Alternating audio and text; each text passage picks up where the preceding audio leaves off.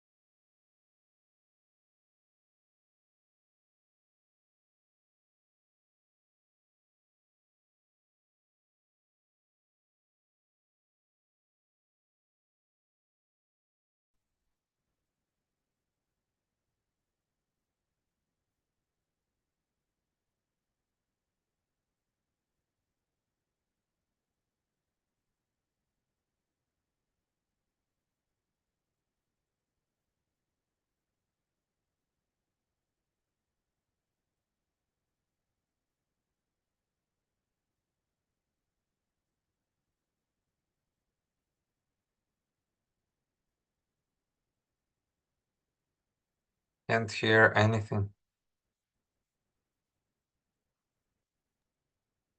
Ivan will be live shortly. There's actually no noise at the moment here, brother. We'll be right. Oh, okay. Thank you.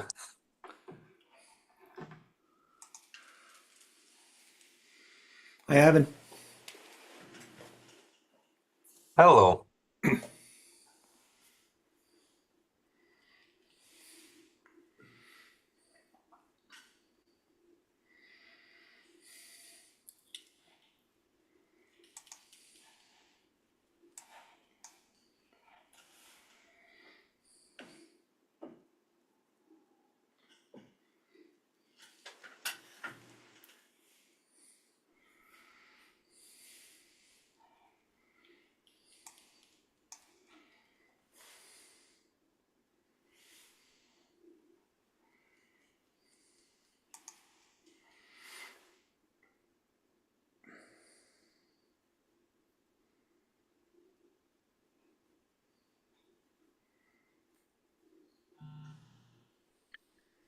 Ladies and gentlemen, brothers and sisters, we are just coming on the clock. We've got some live audience with us as well right now. The studio audience that'll be joining us throughout the next 3 hours is going to be coming in and joining us on the Survivors Arena. Oh, I've been looking forward to this one. Now, if you've joined us for any of our events in the past, you know that we like to come with pace.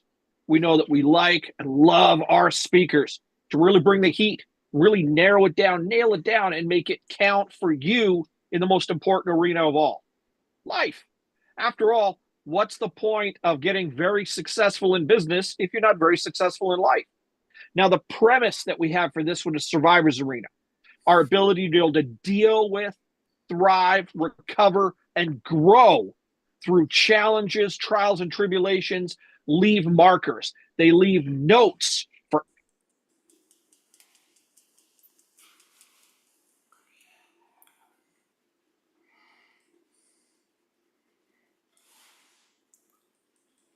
Did he freeze for you? Yeah, frozen. Hello there, everybody. Hello. Absolute subject matter expertise, not just in challenges, but, well, I got to tell you, let's get that bad boy happening too. Other recordings coming in right now while I click the buttons and make the things happen. So for you, for the next 3 hours, I want you to issue yourself a challenge for a moment. One, make sure you got something to write with, notebook, pen, tablet, whatever you got kicking around at the end of the day, right within elbow's reach, arm's length. Get up and go get something, because you're going to need to take notes. Secondly, I want you to give yourself one specific challenge. Every speaker, I want one takeaway. Now, you want more than that, but if every speaker gives you one takeaway, think to yourself for a moment, if I create one opportunity for excellence and growth to further my business, to accelerate my life, to use what other people have been challenged with in their life and their business, and in return to learn that lesson so that I can accelerate faster, then you are going to be right in line with excellence. Whew. I just got to chill out of that one. Now, we're going to have our speakers come in about 15, 30-minute tranches. They're going to come in and they're going to absolutely blast out some love. Every one of these people has been curated to bring you something from life has challenged me over here, business has challenged me like that, and I display excellence. We have people that are Guinness World Record holders. We have people that have done it through dozens and hundreds of businesses. I see Dave looking around for whoever he thinks is outside of him. We have people that work with Navy SEALs, Fortune 50 companies, you name it. Our subject matter experts are coming in hot to help you develop and grow. So I'm going to give you some rules and some guidelines to work with for a moment while you're considering following along. And then I'm going to start to tell part of my story, why you should even listen to me, never mind the exceptional people that I've brought in. I want you to write personal, professional, and business in your notebook, on your sheet of paper, in your tablet, type it into your phone with your thumbs, whatever you want to do. Because as you listen to everybody talking, I want you to identify personal, in other words, what they have experienced inside of their personal, intimate life. Professional, what has maybe challenged them or they've learned that's made them better at their job at the time or right now. And you can hear how that application may apply to you. And then business, the specifics in their own world or their own agencies and entities, perhaps how it's affected their finances, cash flow, or personal earnings, how it's helped them when it's come to developing and growing sales, marketing, their personnel management, etc. I want you to be able to look and identify as each speaker comes through and say, personal, professional, and business, what's the key takeaway here that I think could apply to me? What's a key takeaway that helps me to think, damn, they've been through some trials, tribulations, or hardships. I can take that away and use that to get further ahead faster in my own life. I can identify those troublesome spots and work forward to maybe avoid some of the same headaches and heartaches. I say heartaches tongue in cheek with a sense of humor because the first part of my story is the most recent, and it's the one that's most relevant when we talk survivors arena. If you have, for the moment, and with our audience that's with us right now, live on YouTube and live across our other platforms, and then, of course, right here and joined us inside of our studio audience, and as the next pool of people come in and join us as well. Who here has had some form of health scare in the last little while? Got sick and didn't know why. Got sick for a while and didn't know why. Got hurt and couldn't quite perform to the standard to which you are used to. when we think about how our world is constructed and how we rely on ourselves first to get up every morning and do what we have to do, business, financially, personally, and professionally, we are often left being the only person armed with our own tools, weapons, and devices to accelerate in this world. So the moment we get sick or we get injured, that starts to degrade or detract. It robs us of our ability to be able to perform and accelerate. So we need to find bridges and tools a lot faster. One of my most recent episodes has bad to do with my heart. And in fact, my cardiac health is not the best right now. It's had some very scary moments in it that have really had me questioning how much of me I have to work with in this world. How much of me I have to be able to use, define, utilize, and return to the universe, return to the world, return to the people, return to my customers and clients, return to my staff, return to care of my own family, because I'm not quite at my best. So when we look at learning the lessons that come from trials and tribulations, survivor's arena, being able to accelerate and grow ourselves, the first lesson we have to ask ourselves is, what do I have to offer? Next, I have to ask myself, what do I have to work with? And third, what can I make repeatedly, repetitively turn over and give me some form of return? Now, my time used to be unlimited. Not that I wanted to be away from my family or friends. My time used to be unlimited. If I had to work, if I had to pour in, and as you can manage it with my own business, my own empire, my own opportunity to develop, grow. And in my case, I work with people one-to-one and in groups all over the world and help them to realize better their own dreams, their own aspirations, their own goals, to be able to truly accelerate their financial wherewithal, their business, grow, nurture, and prop up, stand up their people, and give them the life and the business they truly deserve. So when there's less of me to go around, the first thing that I think is, how am I going to serve these people? How am I going to have enough time to step in and do what it takes to help them get their dreams, get what they want and need out of life?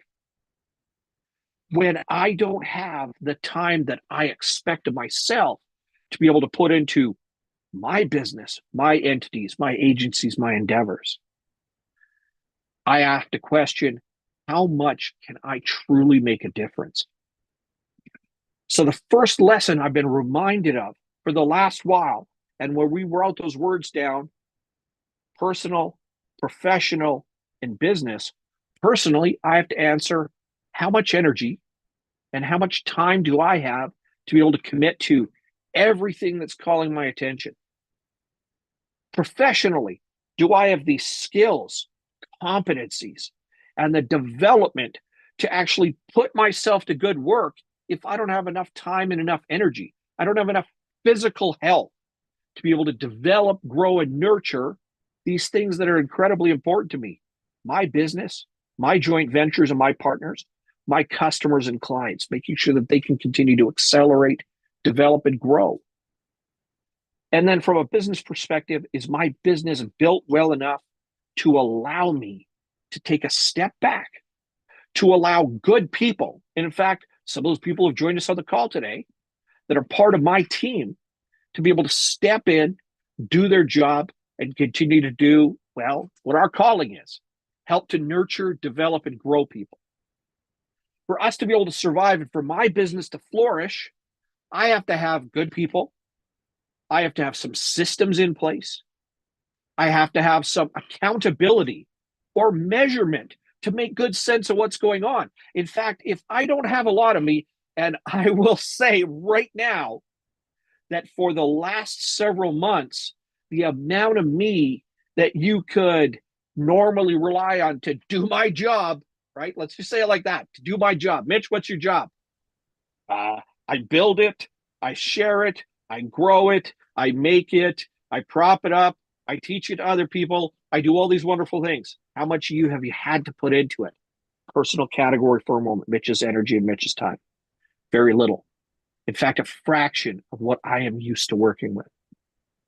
So now if I have fractions of me from a health and time perspective to work with, now I need to use those two other categories, professional and business.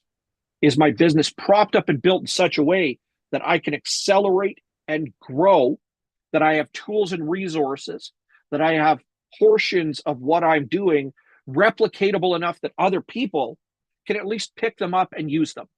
Think of it like a tool for a moment. If I give you a shovel, if I give you a jackhammer, if I give you a computer, the great big glowing box that I'm talking to you on right now, if I give you the tools and resources to go out and do some job or other, do you know well enough on how to be able to use them? Can you put them to good work and get them to do what they're supposed to do? Can you, in turn, follow along and use that shovel or that tool or that laptop to take care of whatever that job is? I have to question, have I done a good enough job with my own people, with my own business, to allow them to go out and do great work? Professionally, do I have different skills so that I can accelerate? I can perform better. I can perform to a higher standard when there's less of me to go around. Now, every individual that achieves an incredibly high level of success in life will tell you that the bulk of their success didn't just come because of God-given talent, hyper-fixated or professionally developed skills, the luck of the draw, or the amount of money that they had available. They were willing to persevere through good times and bad and replicate their process over and over and over again. Because through burning those repetitions, they were able to achieve, succeed, and exceed expectations. But very important to survivors arena today, that ability to burn reps, to continue to stay with it even when things are challenged. They still perform to some measure of result, which allows them to perpetuate what they know, like, trust, and love to do. I couldn't be here today doing this right now without the help of very important members of my team. Without them having access to tools and resources, without them having some measure of a repetitive process, without me having developed and accumulated enough skills over time to allow my own businesses, etc., to just hold the line, stay with it. And then ultimately, for my business and my professional practices, those parts that I don't have to accelerate, I have to have trusted partners, and those partners have to have subject matter expertise.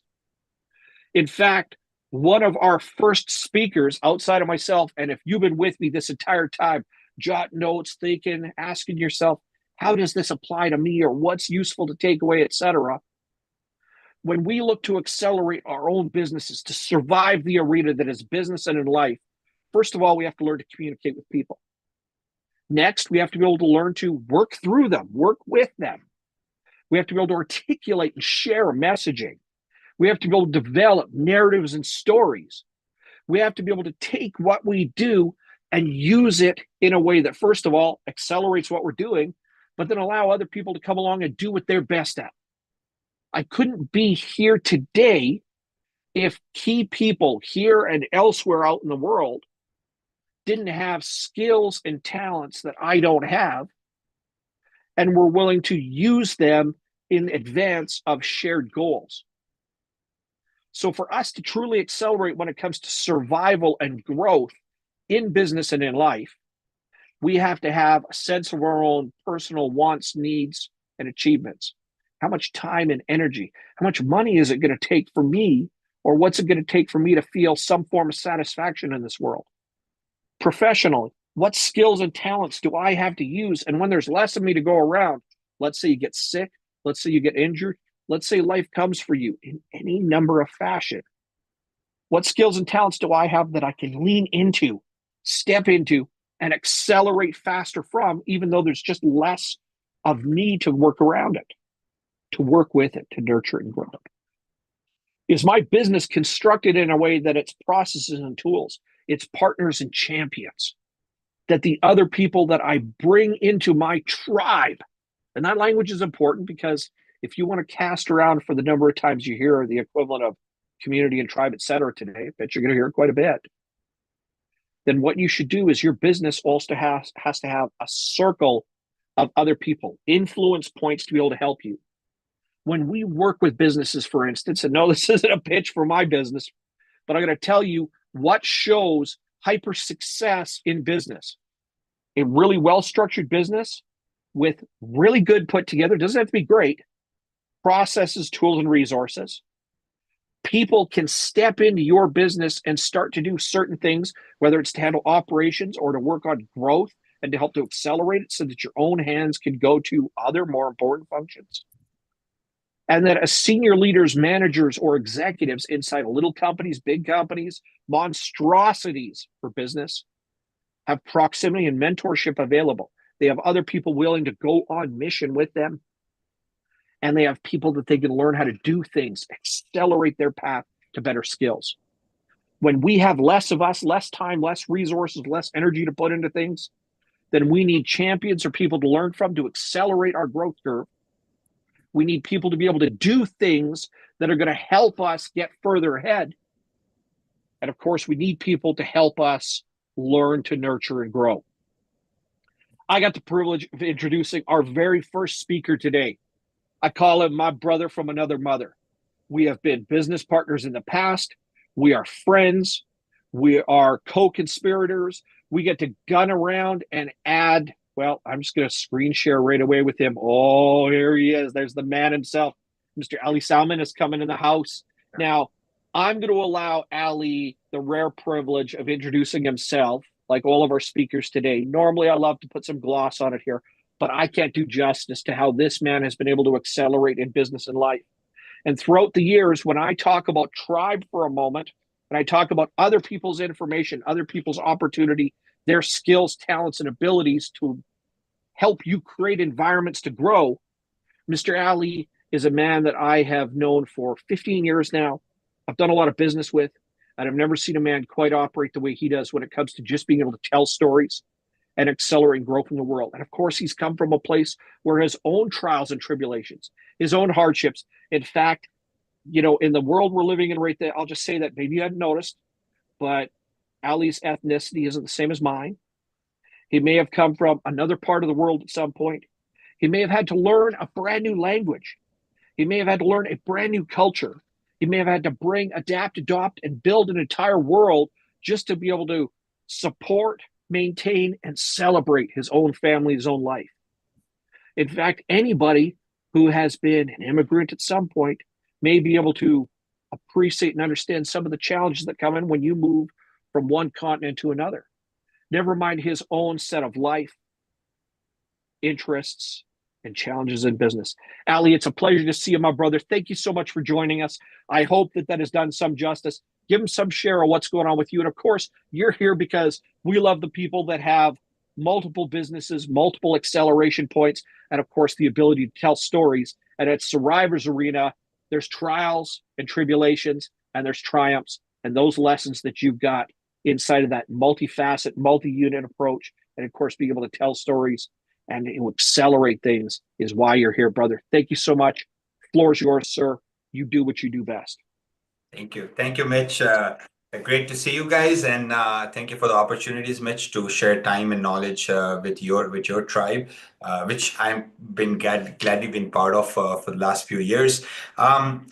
Two things I'll share as my lesson or my principle, and then I'm gonna jump into kind of a mini presentation or like a one pager I put it for you guys.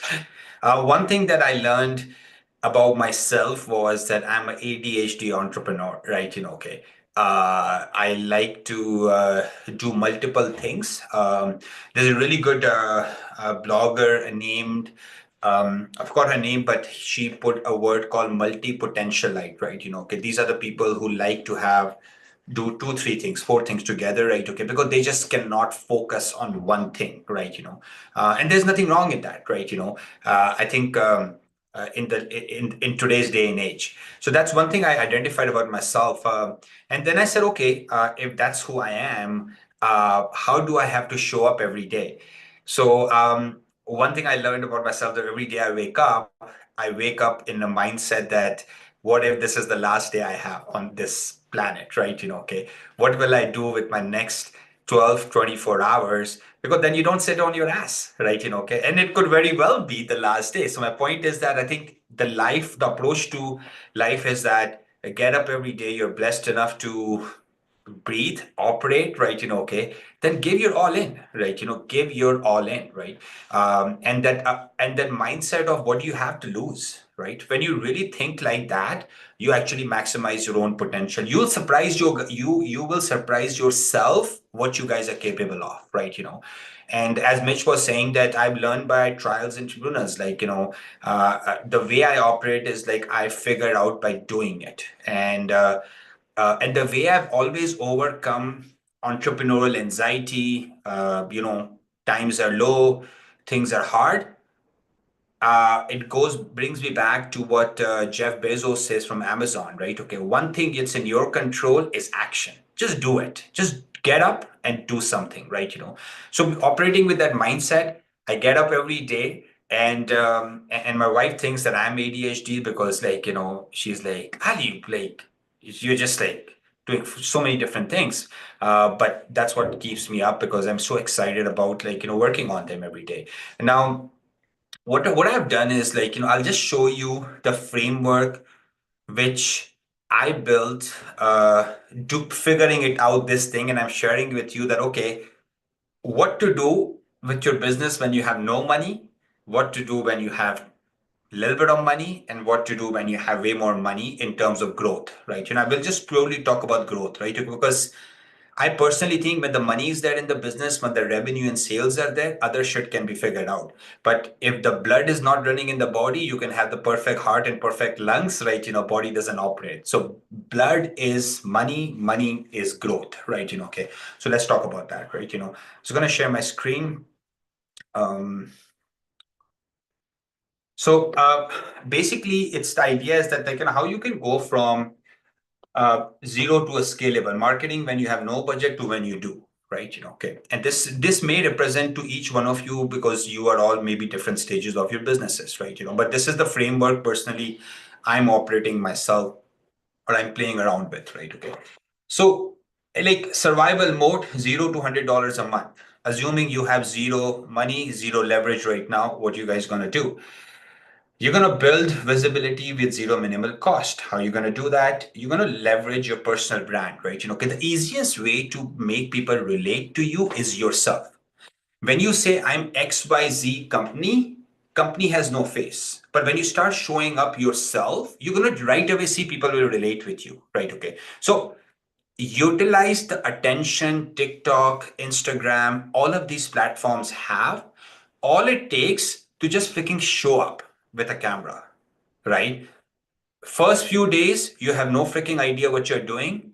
My promise is in the next 60 days, you'll figure it out what you're going to do. You will figure it out, right? Okay. Because showing up helps you clarify things. A lot of people say, what will happen in the phase 2 and 3? You haven't freaking done phase 1.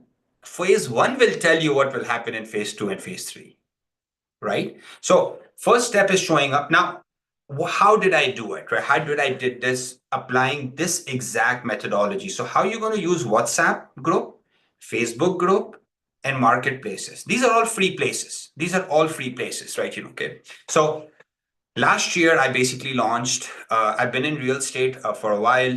And I've done, like, on this call, I've done businesses with multiple people. They know about that. In real estate, I started my practice like last year. Okay. And I said, okay, I don't want to spend money. So what should I do? Here is what I did. Okay. I use Facebook group, right? So as of today, we have a group called Land Investors Network. Okay. This is like barely 6 months old. It has 14,000 members on it, right?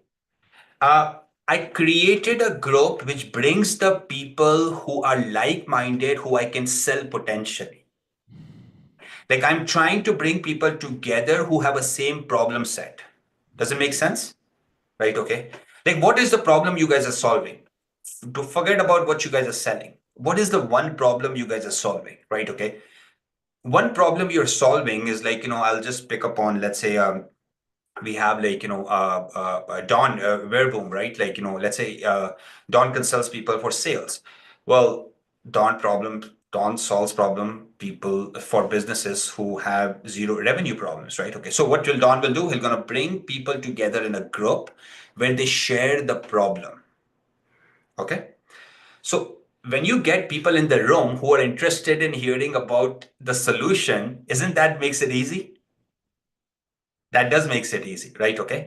So initially what you get people is we get them into a group, in an email list, into a WhatsApp thing, Facebook group, and one place where they just talk about their own problem.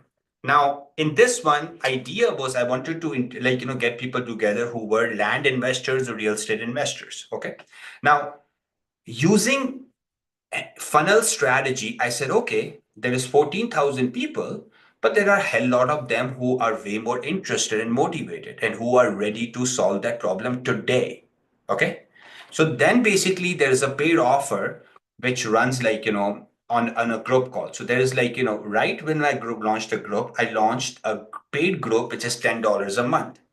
Right now it has 156 members and it's around 4 months. Okay. It's a free platform. It's called nas.io, where you can run exclusive WhatsApp groups.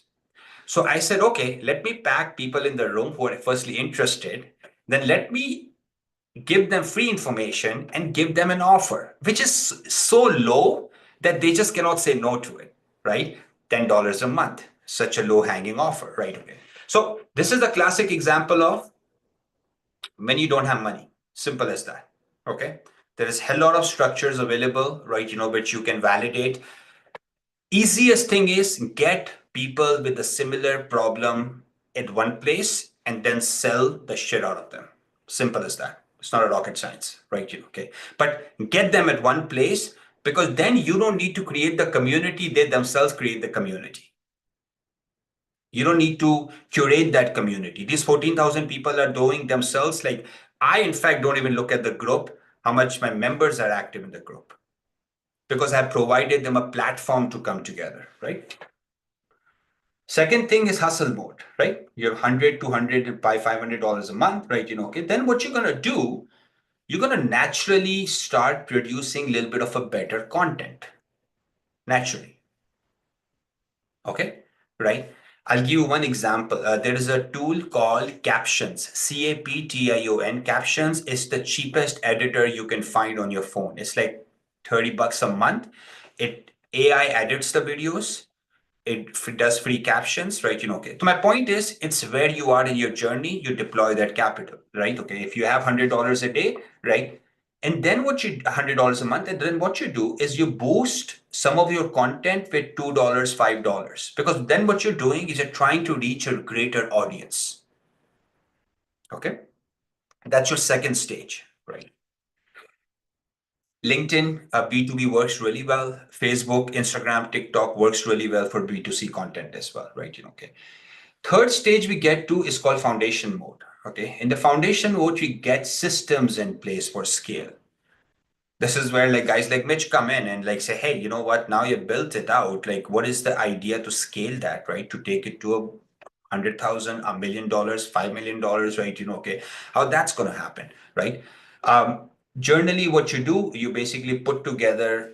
That's when you start relying on a little bit of a team members, right? Okay, marketing guys, freelancers, advisors, consultants, whatever, right? Okay, whoever you want to lean upon, right? Okay, because what you want to do, if you have $300, someone sitting in Philippines is basically 20-hour salary. Maybe for you, this is 3 days of work. So maximize your money and then like leverage someone else's time there, because now you have some money coming in.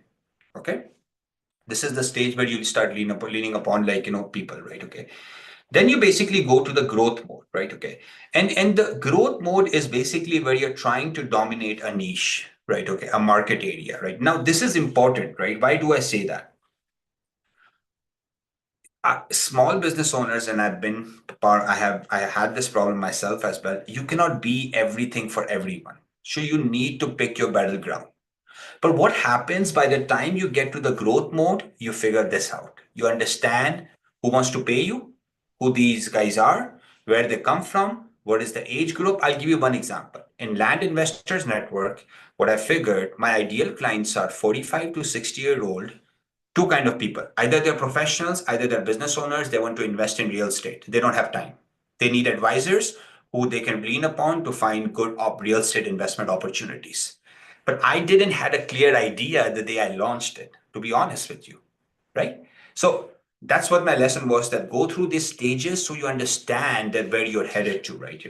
And this is where you can start hiring like freelancers, agencies, people to help you out with, right? Naturally, because you want to scale your capacity. You can only do enough with like, people, right? And I will again lean upon on Facebook groups and WhatsApp groups. I know someone who runs a paid Facebook group with 1,000 people on it, and he charges like, $15 a month. You can do the calculation. Just one Facebook groups is basically making like, $15,000 a month, right? So there's a lot of opportunity in the gated content, right? Recently, a Morning Brew. How many of you guys have heard about Morning Brew newsletter? It was sold for millions of dollars. Same freaking strategy. Free newsletter, then paid newsletter. Free WhatsApp group, then paid WhatsApp group. Free Facebook group, then paid WhatsApp group, paid Facebook group, right? Okay. And then just going to basically try to recap it with the closing message, right? So this is the journal staircase people tend to go through: hustler, marketer, and the business owner. Business owner is when you leverage your money and use other people's time and knowledge. But you start as a hustler, right? Okay. And this is exact proof with the Land Investors Network. Is right now I'm transitioning from a hustler to a marketer, generating in a cash flow, right? Okay. Eventually, like, when I have enough in cash flow in this business, then I'll just go and start outsourcing these things so I can go and scale and go towards like, solving bigger problems, right? So bottom line is one thing: show up every day as this is your last day. So you give your 100%. Second thing is like, what? It's okay you don't have money. To be honest with you, we have all been broke before, and we have all been different stages of our lives. That's totally cool. In fact, my parting piece of advice is, when you're going through tough times, this is the best opportunity you have in your life, because this makes you a better person. It helps you become a better person, right? Until we are not under pressure, diamonds are not created. So wherever stage you are in your life, right? Okay, appreciate that, accept that, and then like start working towards action, because action is one thing which will help you get out of the stagnant stage. Thank you, Mitch. My brother. Woo! There we go. Mr. Ali, I need you to give us one final piece of wisdom, sir. Now, I gave them notes at the beginning, and you know my language for many, many years now. Personal, professional, and business. I want you to pick one of those three categories: personal.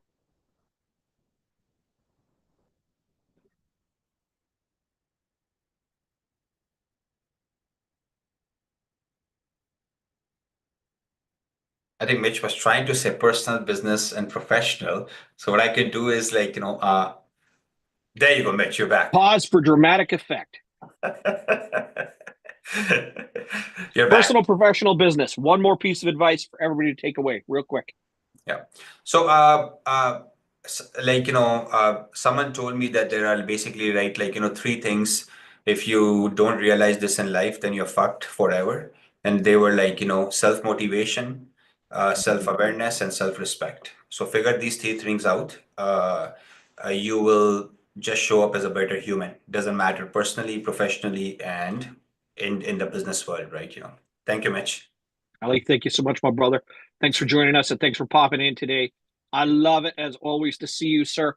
Well, first one down. We got 4 more to go. Woo! Let's make it count. Let's make it happen. Now, my brother Ali there was being modest. That man's in modular homes. He's in real estate. He's in marketing. He's in sales. He's in product development. He's in multi-unit corner stores and convenience. That man is in a ton of different things. He picked one tiny aspect of his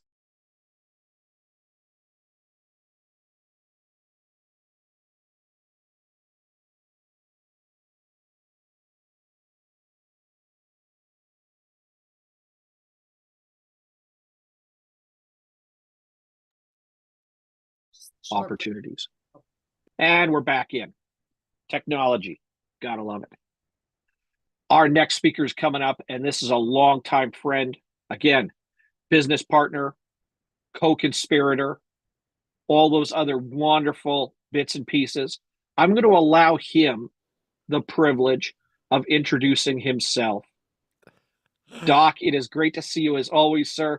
My pack of lies and innuendo for the kind of man you are would not do it justice. So I will turn the floor over to you, sir, and allow you to fill their heads with goodness and light. Because if there's a man on our call today for Survivor's Arena who's been through more than I have overall, I don't know who it is. Doc, it's always a pleasure, sir. Thank you for joining us. The floor is yours. Thank you so much, Mitch. It is my pleasure to be here. In fact, it's my pleasure to be anywhere from people who know my story. You know, I was a world-leading cosmetic dermatologist.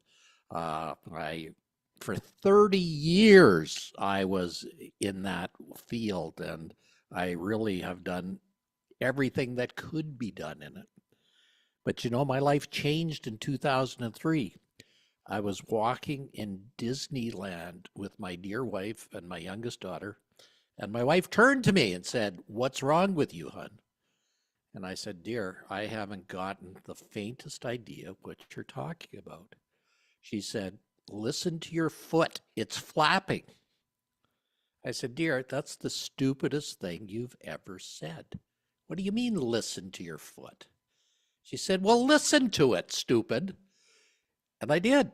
It was flapping on the pavement with each and every step that I was taking. It was making an audible slapping sound. She said, "Did you have a stroke?" I said, "Dear, you're a doctor. I'm a doctor.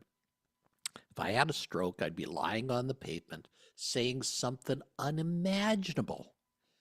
She said, "Well, when you get back, you better get it checked out."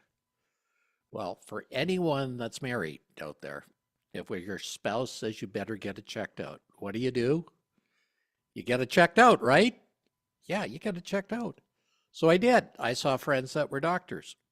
They didn't have the faintest idea what I had.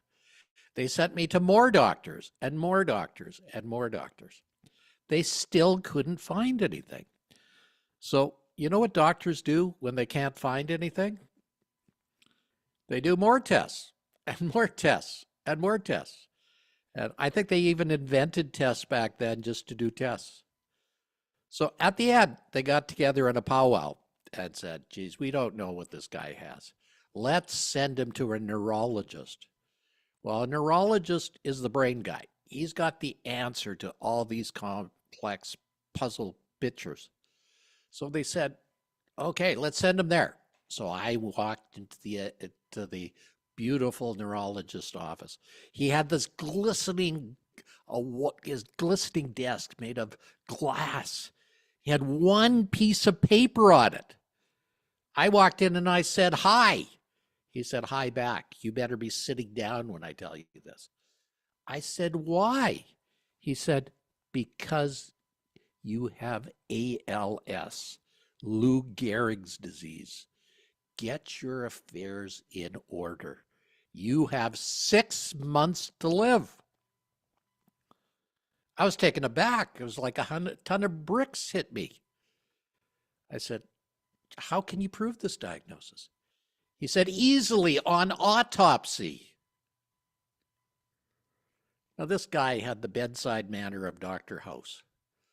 you know, the old doctor on TV. And I said, I'm not going to die to prove you wrong.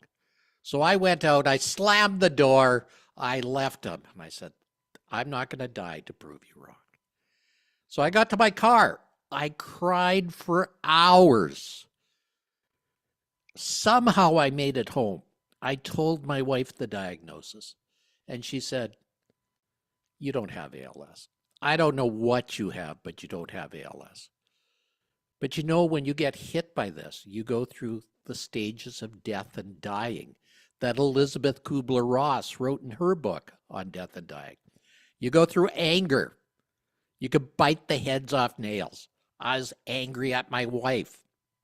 I was angry at my children. I was angry at my staff. I was angry at my dog. But you know, I couldn't let anybody around me know what was happening, or they might abandon me. So what happened next? You go through bargaining. Oh God, please don't let this happen. I'll do anything if you don't let this happen. But then he wasn't listening. I knew he wasn't listening. So you go through denial. What's denial? Well, you basically deny anything's wrong. But you know, my right foot was still flapping, and then my right hand became useless. I was a right-handed surgeon. What does a right-handed surgeon do when he can't use his right hand? He becomes a left-handed surgeon. You know, 10,000 repetitions of anything, and you're an expert on it, right? Well, I learned to do everything with my left hand. But then you go through depression. How many of you out there have been depressed? Raise your hand if you've been depressed. Yeah. I was really depressed. You know, the black days, I'd call them. You can't eat, you can't sleep. I'd stay in bed all day staring at the ceiling. Why not? I was going to die anyhow. And I was even going to kill myself. I had a plan to kill myself. Now, if any of you are that deep down in the boots, don't do it. There's always hope. There's always a solution. Seek out help. Call 411. Get in touch with somebody that can help you through this. I went to my wife and said, dear, I'm not doing so well. What do I do? She said, you're smart. You'll figure it out. I said, dear, I've seen every doctor I know. Then she said something brilliant. She said, you probably haven't seen the right doctor yet. Well, back in 2003, something new was invented. It's called the internet. How many have heard of the internet? Raise your hand if you've heard of the internet. Yeah, we use it every day. But back then it was primitive. You had to put your phone on a cradle. And it went ria, ria, ria for 15 minutes. And if it got to the other side, you were able to listen and see what's going on. Well, I had nerds that could help me. And the internet back then is much like the internet now. It's full of garbage cans as well as great resources.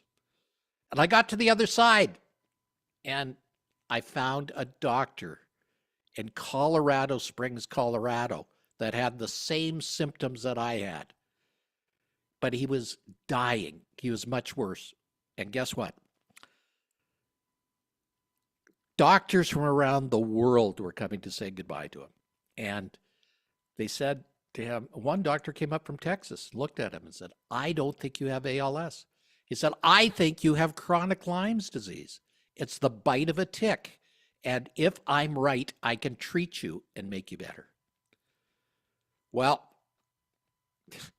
that was it. He got treated. And 2 weeks later, he was like Lazarus arising from the dead. So I phoned every hospital in Colorado Springs, Colorado, and got in touch with this amazing doctor. And he said, can you come down and see me? And I said, when? And he said, right now. I said, I can't. It's Thanksgiving. My wife's got 50 people coming over. She's going to kill me. He said, aren't there any planes in Canada? So I went to my wife, my hat in my hand, and said, I'm going to Colorado Springs for Thanksgiving. She said, why? I said, there's a doctor that can help me. She said, What are you waiting for? I'll pack your bags for you. I'll take you to the airport. Come on, you're wasting time. So I got to Colorado Springs, and there was David on the tarmac to meet me. He was there. Why? Back then, it was before all the precautions were put in from 9/11. And he said, you know, I think I can help you. I think history is repeating itself. And that's why I'm here. Almost 30 years later, living, thriving, and doing everything. But when you go through something like that, your life changes. You really wonder, did you live? Did you love? Did you matter? Did you really do the right things? But this taught me resilience. I continued to lead this field of cosmetic surgery for 30 years until I walked away in 2019. But you know, that resilience helped me even more because I wrote a best-selling book. I was going to go around the world speaking. And guess what happened? This little thing called a pandemic that stopped the world for 2 years. So what did I do? I literally pivoted again. And that's what life is all about, pivoting. It's like, that's all what life is about. I decided that if I couldn't go to the world would come to me. So I started a podcast, which became a syndicated radio show, which now has 7 million listeners a month. You can hear it on all platforms. It's called Live with the Famous Dr. L. And it's right there. So I could teach you a lot more. And Mitch wants to make this as a question and answer, providing he doesn't freeze every 30 seconds like he's being. So let's get Mitch back on here and let him take the show and let him drive this boat and takes me where he wants me to be. Yeah, Doc, it's a pleasure and a privilege as always. I've been watching off screen on our live stream through YouTube, etc. We're starting to get some spike in viewers. So for our live audience, thanks so much. You guys get the privilege of being able to drop whatever you want to say into the chat. Everybody's got at least one question. Everybody's got at least one thought to come in. And we got one set of applause popping up at the bottom in the form of an emoji right now. So, Doc, you had to be scared to shitting in your trousers on that diagnosis and thinking about being robbed. So the notes I gave to the people at the very beginning and for our live audience at home, same thing for you, personal, professional, and business, how it affects you individually, how it affects your ability to do your job, and how it affects the entity's job, business, profession that you've been practicing for the last little while. Making a transition sounds small, but it's very important for a surgeon who might just be doing some delicate work. Moving from right-handed to left-handed, and you mentioned 10,000 reps. What was your honest thought to start with, and what was that attitude to make that shift? Because Well, you've moved from surgeon. The first thing you have to do is silence the bully in your brain. Everybody has a bully in their brain that says they can't do it. That's because we're all born with a lizard brain that looks for fear and things on the horizon first. It captures us in fear. And fear means many things. It means false expectations appearing real. And 95% of what we fear never come true. Now, it also means fear everything and run, or face everything and rise. What would you sooner do? Our brain has tremendous neuroplasticity. And if you work it, it'll do amazing things. Now, my right hand and my right foot will come back because I've got some scar tissue in my brain. But my left side of my body is totally fine. So what do? You compensate. You literally learn to compensate. And you push yourself to compensate. Every day I make myself walk 5,000 steps. Why? Because I'm better for it. I know I'm better for it. And every one of you should have an exercise routine that pushes yourself every day and make sure you do things every day. Sitting in this chair is not the healthiest position you can be in.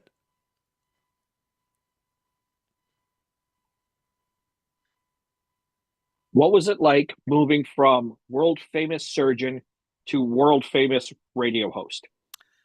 You know, part of that was luck, part of that was skill. You know, if any of you have been on my show or listened to my show, you notice that I have a great face for radio. So I can Brilliant. I really can speak well. And so I really can do well with this modem that's out there. It really works well. And my voice works very well. And I'm also a very good interviewer. So, you know, when I was a cosmetic doctor, I had to be able to interview a person in 10 minutes, figure out if they were a good candidate for cosmetic surgery or deny it to them. Now I just ask different questions in different ways. So it's not a lot different.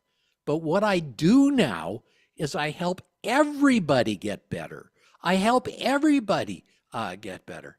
So here I was from dead to helping over 100 million people achieve the lives they want and want to achieve.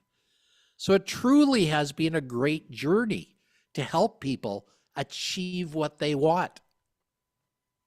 There we go. So that's the secret sauce that's joined in all of this together. If you had to pick one category, personal, professional, or business, as having the largest long-term impact for you, shifting, going through the illness, dealing with family, and moving not just industries, an entirely different way of professional life. What part of that had the biggest effect and did you have to lean on the most? You know, I think it starts with the personal, it moves to the professional, and then it moves to the business. You have to live a life of purpose, passion, positivity, and potential. The 4 P's. Mm-hmm. Purpose, passion, positivity, and potential. And those have to be in all of those spheres. Those have to be moving in all of those spheres every day. But it starts with the passion. If you don't have the passion, the drive, nothing happens. Now you're speaking some common language for the people out there at home. We've got our purpose and our passion, and then we have to have, of course, that perseverance, right? You wouldn't be where you're at right now if it wasn't for your ability to be able to endure some hardships and realize that to your darkest days, it's well worth it to still get out of bed. You know, if you get knocked down 9 times, you got to get up 10. That's the secret to success, isn't it, Mitch? Getting Absolutely, knocked sir. down and getting up again, getting knocked down and getting up again. Each time you get knocked down, you get taught a lesson. And that lesson is the best teacher. It is the best thing that happens to you. So fail quickly so it can take you further on. I like that language, fail quickly. I love it. I love that language, sir. Last pearl. I know you got a million more pearls. Last pearl, sir. And then we'll let you get your radio effective face off of camera. Last pearl. Own your life, all of it. Own every part of it. Take 100% responsibility for everything, for your failures, your successes. That is a big secret for everybody today. If you take 100% responsibility, you will really do better. And Mitch, can I give your guests a couple of gifts? Okay, for our live studio audience, just a show of hands really quick. Are you guys all okay with Doc giving you some stuff? You're good. Parting studio audience gifts. Yeah, it looks like we got enough thumbs up. Absolutely. Okay, so I have a book that I wrote, The Secrets to Living a Fantastic Life. And I would love everybody to have a copy of it. You can get it at DRAL.biz. DRAL.biz. And I'd also like to invite you to a How to Live a Fantastic Life party on May 27th. It's at 11 o'clock in the morning, where I will take you to the greatest party on the earth, and then you'll be introduced to a wonderful party where a challenge for 2 weeks, where I'll teach all of you to have unshakable happiness, how you will have a wonderful life as a result. The challenge takes 10 minutes a day and an hour a week when we all get together. Now you can sign up for the party at drl.ca, DRAL.ca. It's at 11 o'clock on May the 27th. And if you can't make that and just want to come to the challenge, you can sign up at drl.info. DRAL.info. Made I'm it here to- easy for all of you so you can come. DrAL.biz for the book, DrAL.ca for the party, and DrAL.info for the challenge. Come along with me for the most amazing ride. I want you all to be with me. That's my brother. Thank you so much, Doc. It is always a privilege and a pleasure to see you and join us on this mission in life, sir. Thank you so much. Now, Doc and I have done business together for a long time. And the story that stood out to me at the very beginning had nothing to do with his illness. And it had to do with watching him from transition from his previous professional life to this one. So to his challenge on living, and I love his other language with his book, Living a Fantastic Life. I love that right there. Because living a fantastic life doesn't end when you yourself are what? Sick. When you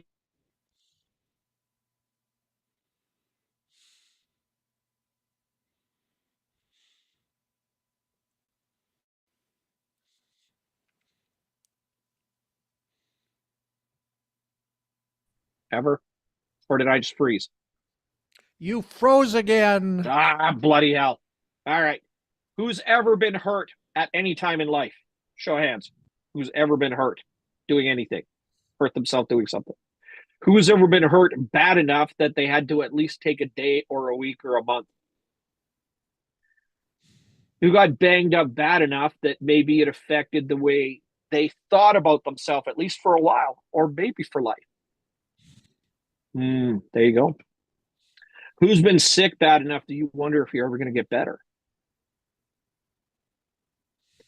I will tell you that the same emotional range, and Doc was talking about earlier,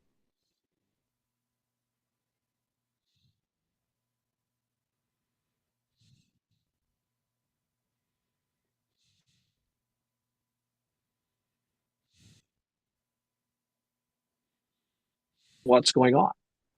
So the real lesson and the real takeaway from Doc today, yeah, of course, my internet connection is unstable. Try, ride it out with me, please, and thank you. Is that our ability to meet challenges is no different regardless of the size of the challenge. It is our understanding of the conditions we're being challenged with that is the only difference maker in the way what goes on inside of our gray matter and the way our stress hormones, etc., are being activated in our body. Because your brain, really, the area of the brain that's being affected when you're under pressure and under stress and you're scared and worried, when you're sick, hurt, tired, chasing money, feeling like you're going broke, doesn't matter what it is. Every one of those facets only affects the brain in the same way, and your brain only has one bag of tricks to respond with. So big threats, little threats, predators try to eat you, going broke, dead tired, sick, ALS, weird diseases, heart attacks, doesn't matter what it is, your brain only has one response. And when you learn to start to govern that one response, stress becomes just another function of life. And omnipresent stress starts to create suffering, and you start to manage away from that. Doc, thank you so much for sharing with us, sir. Our next speaker is going to be coming up on our digital stage here in just a moment. I hope he's ready to go. I hope Mr. Dave Farrow is going to be coming on camera in a second. I'm going to get him up and sharing with you because once again, we got magic in the artistry and the passion of suffering in life.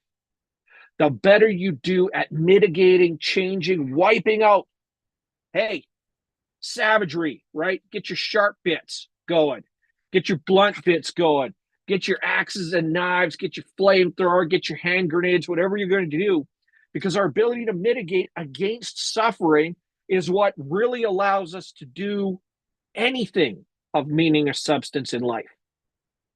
The better you get at mitigating stress, the less you suffer when bad things persevere. Because like everything in life, great things can take a while, great things can last a while. Well, suffering and pain and agony can follow along with you and take you on a different journey. So you have to learn to mitigate against that stress, against those challenges and trials and tribulations. Where if you don't have an awful lot of you under that personal bracket, your own time, your own energy, your own physiology, your own mental strength to work with, then the faster you get at using tools. So remember when I asked you at the beginning of the call to write down 3 words: personal, professional, and business. Personally, if you don't have a lot of resources to work with, then professionally, what Doc has just spoon-fed you. What Ali talked about on a business perspective earlier is coming up with new professional practices. I say that word practice because practice begets habits. Habits becomes life-altering behaviors. Practice, habit, and behavior is the order in which we learn anything in life.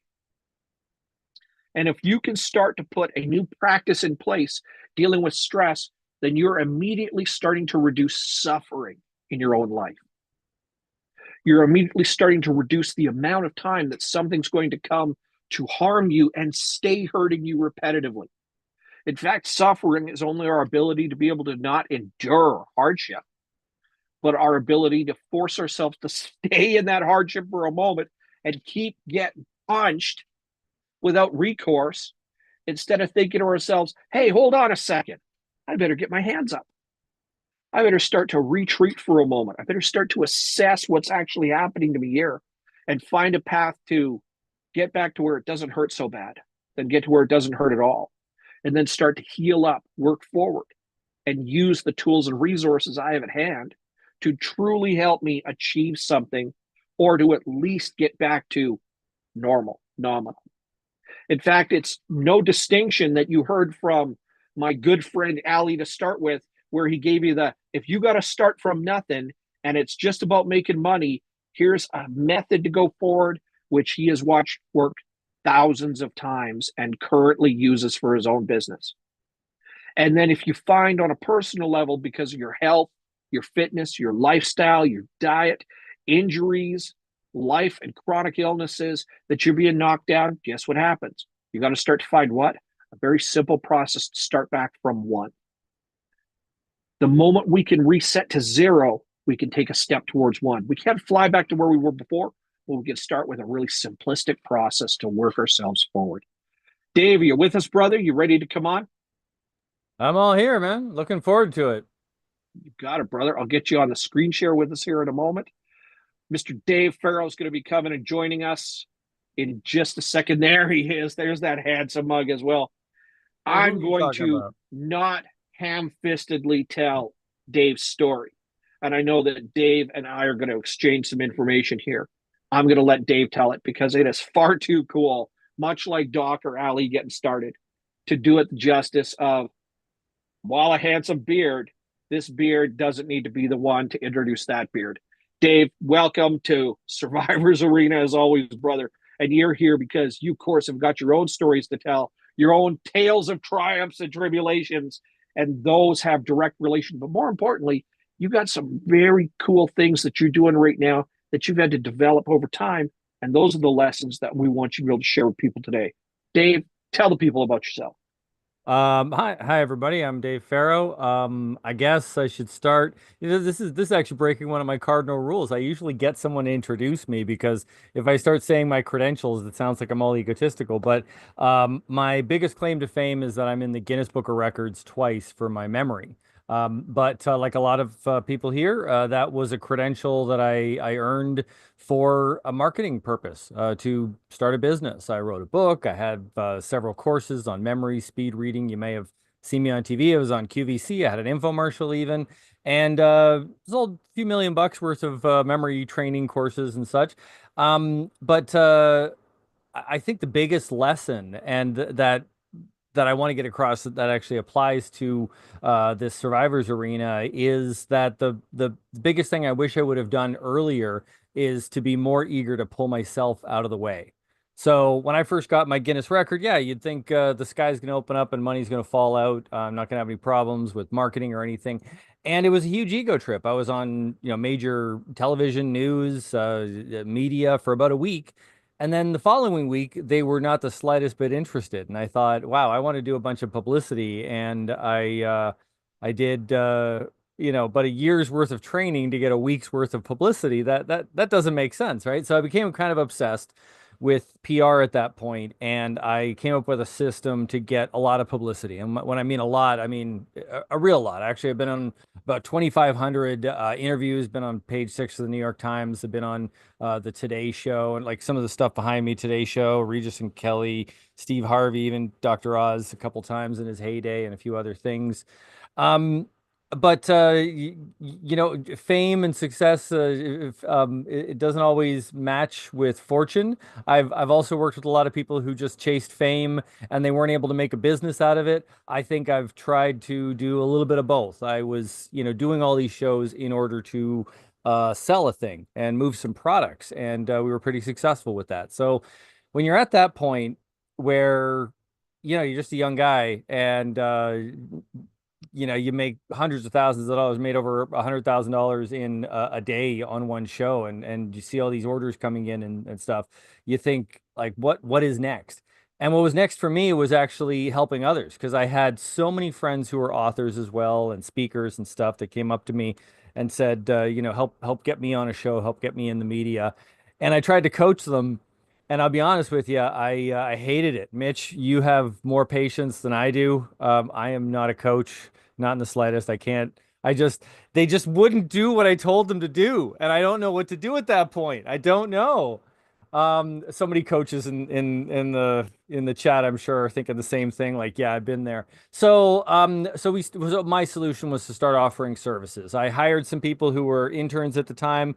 One person actually still works for me over 10 years later. Arden, I wouldn't be able to do half of this without her. She's fantastic. Kudos to her. And we founded what is now called Farrow Communications. Been doing this for like 12 years, and we focus on getting authors, speakers, experts, media attention. But again, I think the lesson here is also the lesson that helped me get through COVID, got me through a bunch of personal crises, things. And if I'm going to, in my short time here, if I want to kind of get very meta and have one big philosophical thing, is that if you can pull yourself out of the process, then that is really what you're trying to accomplish. Like one of the speakers before was saying how, you're not really a business owner unless your money is making money for you, right? It's kind of like that philosophy. When we first start out, we want to accomplish. I had something to prove. I was trying to prove a bunch of people wrong, to be honest, when I wanted to first start my own business, and I was doing everything. And my biggest mistake, if I were to, talk to my younger self, would be to pull yourself out of the process. So the first thing I did, and I want to be very practical here, the first thing I did that gave me a lot of success in PR, which did result in millions in sales, was to pull myself out of the process of PR. And what I mean by that is I was trying to get media attention, right? If that's something that you're interested in, I highly recommend it. According to the Harvard Review, it increases conversions on websites by 48%. Speakers double their speaking fee. We work with this all the time. We're able to get ordinary people major publicity.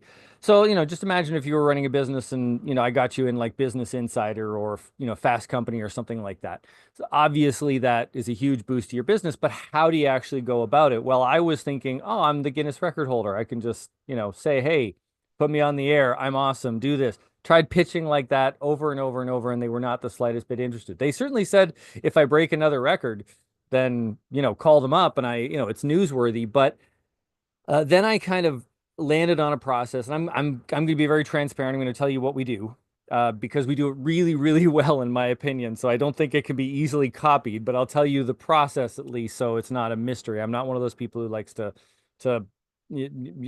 be like behind a curtain and like hiding my process, and you have to opt in or give me money in order to learn one little tidbit or something. No, I'll tell you how it works, but just I dare you to try to do it better than my team and I. So basically, right now the media landscape is such that the average journalist, this shouldn't be a surprise. They're doing the job of what three people would have done even 5 years ago. Not 10 years, 5 years ago, right? And now with AI, I think it's going to get even worse or better, depending on your perspective. So they do not have time to fact check. They don't have time to do their research. They don't have time to find experts for that story that they're working on. At the same time, they are under much more scrutiny from all these keyboard warriors on the internet. So if they, work for Forbes or Bloomberg or whatever, and they write an article and they make a mistake in it, they are raked over the coals. So how do you solve that problem? Well, as a PR person who has clients that I want to get into these publications, we make the story. I look right towards Google Trends. My team does other research as well, involving social media listening. That is, there's software out there that can tell you what's trending on Twitter, X, and all the others, LinkedIn and Facebook and everything. Everything is trending right now. And essentially what we do is we find a demographic and we find a trend. So let's say women are having difficulty entering the workplace post-COVID, right? That was a story that we did just last year that was very, very successful for a few of our clients. Now it's how AI is changing the workplace, for example, right? Or it could be mental health issues amongst Gen Z, or, I've got a ton of these because there's lots of trends out there, but we find the trend that fits your topic. We do a little research. We give those references to the journalists. We say, hey, here's the story. Here's the references. So you don't have to do your research. So you don't have to rely on AI. We all know that's somewhat faulty if you're going to do fact checking. So we done the fact checking, we did the story, and oh, by the way, here's our guest that is perfectly trained to do an interview for you, coming right along with it.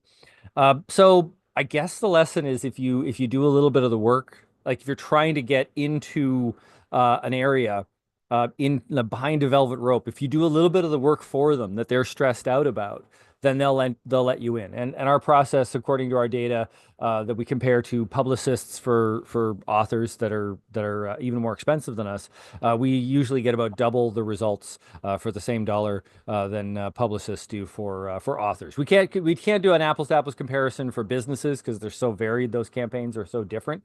But we get really good results. We're actually able to guarantee some of our results. But I'm not here to do like a big, sales pitch for the company. If you're interested, I'd be happy to do a discovery call with anyone, watching or listening right now. Just go on our website.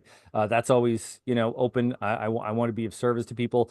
But the lesson there was that once I pulled myself aside, once I stopped trying to be the guy that was good enough to get on NBC, I was talking about a story that NBC already wanted, right? So you find out what they already want and you say, hey, let me talk about that thing that you already want.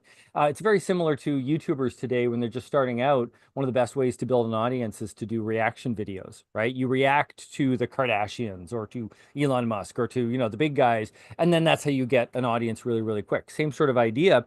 And you can kind of spread that to a lot of different things in business where, like, we have egos, don't we, guys? Like it sucks. It's I was a Buddhist for 8 years and I still have a good sized ego depending on who you talk to. But my point is that we also are, if you're very ambitious, if you want to accomplish something, you have a lot that you want to do and you want to do it your way. So you end up doing everything, right? And you're wearing all the hats and you're doing all the work. And it's so hard to delegate. It's so hard to pull yourself out of that game. I've had people who had some PR background and they struggled within their own thing, but they were also running their own business as well, and they were trying to do PR on their own. They pull themselves aside and go, hey, I know a thing or two, but I'm going to hire somebody else to do it and trust that you guys know what you're doing. And then the success comes in. When I was able to pull my ego aside and let some of my team, dear God, let my team actually do some of the tasks that I like to do. And, perhaps at first not as good as I would do them. It's been Ego's not your amigo. I like that, Toby. That's a good one. Um, the other thing is if you delegate to somebody, it will be terrible at first. Just because it was terrible when you first did it. Okay. So how can you expect more from someone you're hiring than you would expect from yourself, right? So you have to have the patience to delegate, train, delegate, correct, delegate, and train, and then you'll get to the point where I'm at. I thankfully, and I want everyone listening to be at the same point where I've got a team that I'll be honest, they do some of these tasks far better than I would do them if I were to go back to them. I'm a little out of practice, but more than that, they are really, really honed. They're really, really sharp. And I'm really good at managing them, I think. But so that's the key is and then I get that time free. I get that time available. So you have to put in the time and the effort and the energy to pull yourself aside and pull your ego aside. So I did that. I pulled myself aside and talked about the story that was more important than the memory guy, and I got on the air. I pulled myself aside and trained people to do certain jobs, and I was able to back away from some parts of business. And now I mostly create content, and I do these discovery calls.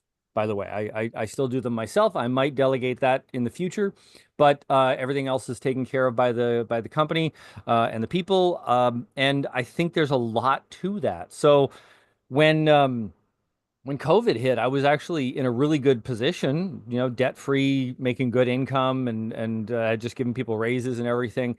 And the roller coaster that was involved with that ended up having a personal crisis where I was dealing with mourning the death of a close loved one. I got involved in a divorce. I was traveling and moving to another country from Canada to the U.S., just in case people are curious, or back to the U.S. because I had lived there for a while. And I was taking my son, who was 9 at the time, and raising him myself. And just the stress of all that, along with the fact that the bottom fell out of my business for at least a year there, and I had one of my worst years. So stress on top of stress on top of stress. And I will tell you right off the bat, the memory guy was forgetting everything. Like I was not at my best. I wasn't even close. But the only thing that saved me again in that case was I couldn't do everything. I couldn't possibly do even half of what I had to get done. So I really focused on delegating, in some cases even automating. I will admit there are online tools, software that can actually do the job pretty well of some human beings. I don't think AI is up to the level that everybody says it is, but it's pretty darn close, and we can do a lot to save ourselves a lot of time. And I also, to make matters worse, I also have two other companies. We have an online magazine, Brain Hackers, that Mitch is a partner in, that is growing as well. And I have a robotics startup, and I have 6 properties that I had a team that managed, that kind of had to change over during COVID. So we had all this change, and I would not have been able to get through it if I didn't just pull my ego aside and let other people be good at what they do. And even right up till now, I have one team member where I was handling sales a lot, and he was assisting me, but everything changed when I just put him in charge of stuff. I started realizing that he was making really good decisions. He knew what he was doing. Mitch, you know what I'm talking about. And now he's the sales manager. And I just gave him the reins. I was just like, look, I'm more skilled, but I do not have the time to be looking at my finger on the pulse of all of this. You run it. I trust you. And there's a certain amount of trust, not just like you definitely trust in your people, but you got to kind of trust in the process a little bit, that, people learn and grow and make mistakes and everything, and things get better. You have to have a little faith that people can handle these things. And he just radically transformed our sales process. So I could focus on improving the process, improving the content, improving the funnels and everything.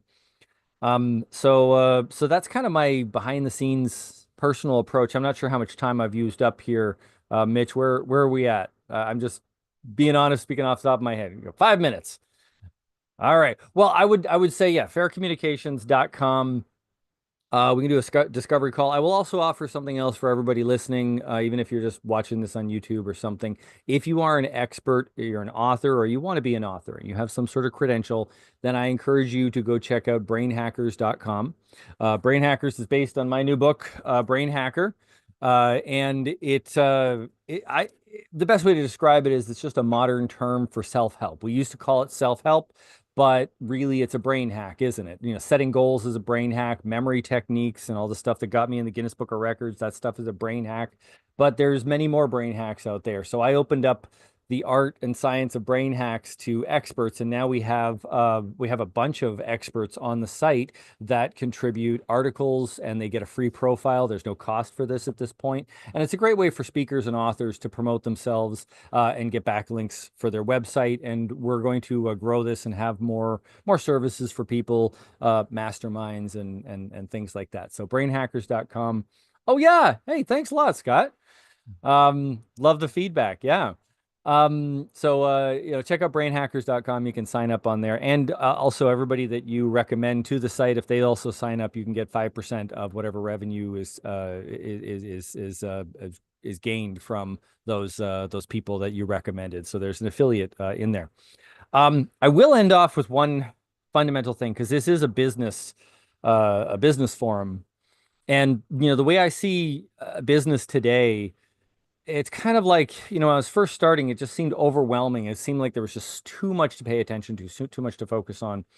But now that I've kind of, been around the block a bunch of times, I would say it really, really comes down to just a couple of things that people need to focus on. And they usually have one of these areas is not up to par. And the first one is your personal brand. That's the one I mostly focus on with our clients. Are you being mentioned in the media? Do you have other experts talking about you? Are you in a panel like this? Anything you can do to improve your personal brand, it raises your conversions and it raises your credibility, and that helps you close the sale. So that raises your conversions. To just do that is not a good idea, because then if you're not sending any traffic to those to get converted, you don't have anything to work with, right? So the other part of the plan from a marketing perspective is to get a lead source, is to get a large quantity of incoming regular leads, whether it be through cold email outreach or direct message marketing, even public speaking and everything. There has to be a lead source, and that's one of the things we work on with our clients as well. Then you have to, the third thing I would say would be how you really position yourself in the marketplace. There is very little new stuff under the sun, but somebody could position themselves as something brand new for sure. But generally speaking, there's somebody else doing something similar to what you do. And I think the positioning, my biggest nugget of wisdom that I want to leave with, that my clients have said was really helpful, was if you're going into a sales process, and this could be somebody going onto your website, this could be somebody picking up your book. If you're going into a sales process and you have to convince them that this is a category that should be important to them, then you've kind of lost the sale. What you want to start with is something that they already know and are looking for a solution to a problem. They might not know that PR is the solution to their problem, but they know that they're not getting a lot of conversions. They know that sales are down. They know that there's a lot of churn in the business. So they get a client and then they go, and they get a client and they go, and you're just kind of, hustle culture, right? So if you talk about whatever that problem is, then you just talk about how you have a solution for it, and it becomes so much simpler. If you have to do two things, if you have to both convince somebody that there is a problem and then convince them that you're the right solution for the problem, you will never make the sale. You have to have somebody who already has a problem, and you just focus on how you are the solution to that problem.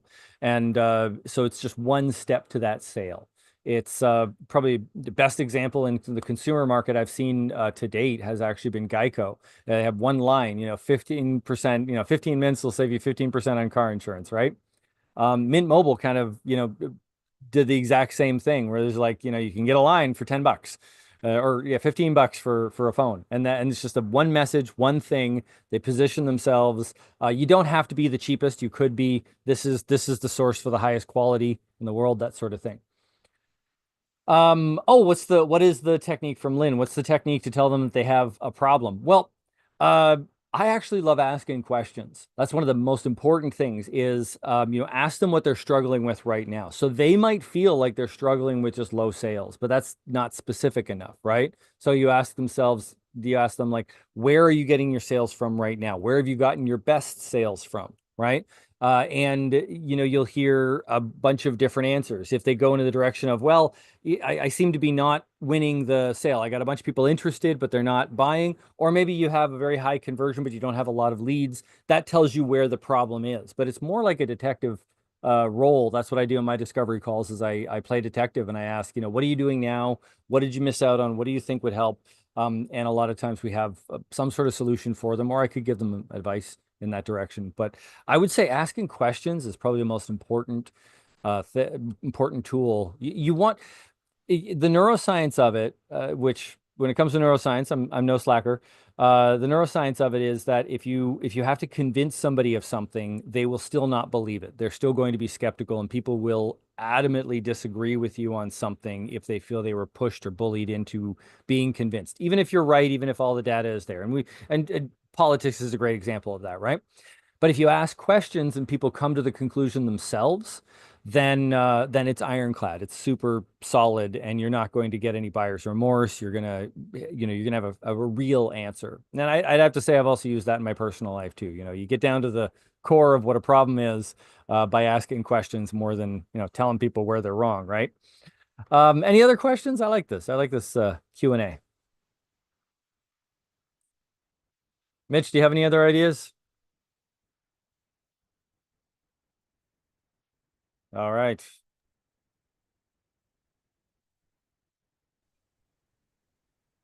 What? Oh, All okay. right, my brother. Just came and joined you up real quick. I love that question. I love the way you framed it up. Any brain hacks to sharpen a brain? Loving that, Mr. Don. Way to go. Yeah, I can actually say right off the bat, stress is the biggest killer of the brain. So, I mean, I can talk about a lot of really cool brain hacks like visual association and speed reading techniques and other things that give you an edge in different areas, and some of them are nearly magical, like they're really powerful. So I do recommend you pick up my book, right? I'm gonna do a shameless plug here. This thing's fantastic. I put a year of my life into it. It's really damn good.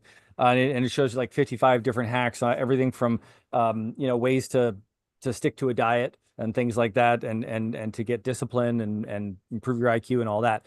But if I could have one main thing that I would tell people to do is get into the habit of every morning to have a habit of some meditation. And meditation doesn't have to be like a Buddhist thing like I did or anything. It can be just finding a quiet spot alone with your thoughts, and you get out a notebook and get your ideas together. That is one of the most powerful things. When the wolves are at your door, when you're stressed out, when it feels like it's the end of the world, don't run away from your thoughts. That's where you get those consistent negative thoughts that are going to hurt you, right? Because you didn't listen to them. You didn't calm down and pay attention. But sit down, listen to your fears, listen to your concerns, listen to your genius, listen to everything. Write down the important stuff, and then make an action plan for that day, and then do it again the next day and the next day. The more you can cultivate a sense of peace, the sharper you're going to be, the happier you're going to be. The other major brain hack, so aside from some sort of like meditative practice, would be to start reading again. Read something where you're learning a new skill. There's been a number of studies on this. There is a crisis in reading in North America, but also around the world. Ivy League schools have said that the professors are assigning half the amount of reading that they did even 5 years ago, and the average adult has not read a full book in the last 10 years. Like they'll read an article, they'll read something online, they'll read a text message, right? They'll hear a summary, right? A lot of people are switching to audiobooks, but there's something about reading. Study after study has shown if you discount for everything else, right? Upbringing, race, religion, gender, everything else. If you just take a group of people, you put them into avid readers and barely read at all, the avid readers make more money. They're happier, they're healthier, they live about twice as long. There's just a ton of examples. And I think it's a much more enjoyable existence. Walk around with a book, just read a little bit at a time. The more you do it. Now, if you want to learn speed reading techniques, I am actually working on a course, and it's going to be something that you can just do for like 5 minutes a day and all that. Until we have that ready, you can join a waiting list. Maybe you can find us on Brain Hackers. But if you just get into the habit of reading more, learning something new, your brain really needs to learn, or it atrophies, and you get more forgetful. And the sooner you can do it, the better. It's like investment. The best time to start training your brain is yesterday, and the second best time is today. Lynn's got one more here for you. Oh, here Other we than go. your amazing book, what is your best suggestion for the audience to read to better their mindset for business? You know what? I think I'm biased. I've read a lot of books, that's for sure. I still like a lot of the classics. You know, I would go back to, as campy and positive thinking as it is, things like The Richest Man in Babylon, Wallace Wattles, The Science of Getting Rich, even the Napoleon Hill's book Think and Grow Rich. Things like that are really good for mindset. Oh, there was a French philosopher I was reading recently that had a really good point that I thought was really unique. I'll have to look it up, but yeah, the memory guy's not remembering exactly right now. But he was saying how a lot of people try to manifest and they think they have to be positive all the time, but a lot of the great successes in life have come because of negative emotions. That is, trying to prove a bastard wrong sometimes, right? You know, like the old idea of geez, what was that? I think it was Ford or somebody in their bio where they oh no, this was another CEO. I'm getting things mixed up here, but it's the old classic adage of the worker that was fired from a job and then when turned around and became rich by making their own version of it, like like Tesla was with Edison, where he worked with Edison and then went off and did his own thing with Westinghouse. And sometimes some of the greatest inventions in history have come because you're angry at something, you're upset. So negative emotions are not always a bad thing. They just have to be channeled. Don't channel them into fear and victimhood, channel them into action. And of course, you learn this from books. What do you do on your worst day, Dave? My worst day is if I'm frustrated and stressed and all over the place, sitting down and meditating, just light a candle or some incense and just try to calm down. And you have to start at first principles. You got to start somewhere. We get so overwhelmed because we're trying to think of everything all at once, and the brain doesn't like that. Your business doesn't like that. Your wallet doesn't like that. You got to calm down and focus on one thing at a time. And it does start in the mind, in my opinion. It is mindset. It actually really bothers me about how there's such a hustle and stress culture in our life. Everybody is made to fear things so much, whether it's politically, they have to fear and hate each other. But more than that, there's such a fear and other negative emotions just on social media, and it's training all of our brains to be overreactionary. And I think we have to calm down and really ask, like, do I want this, this new fangled thing? It's such an old word, newfangled.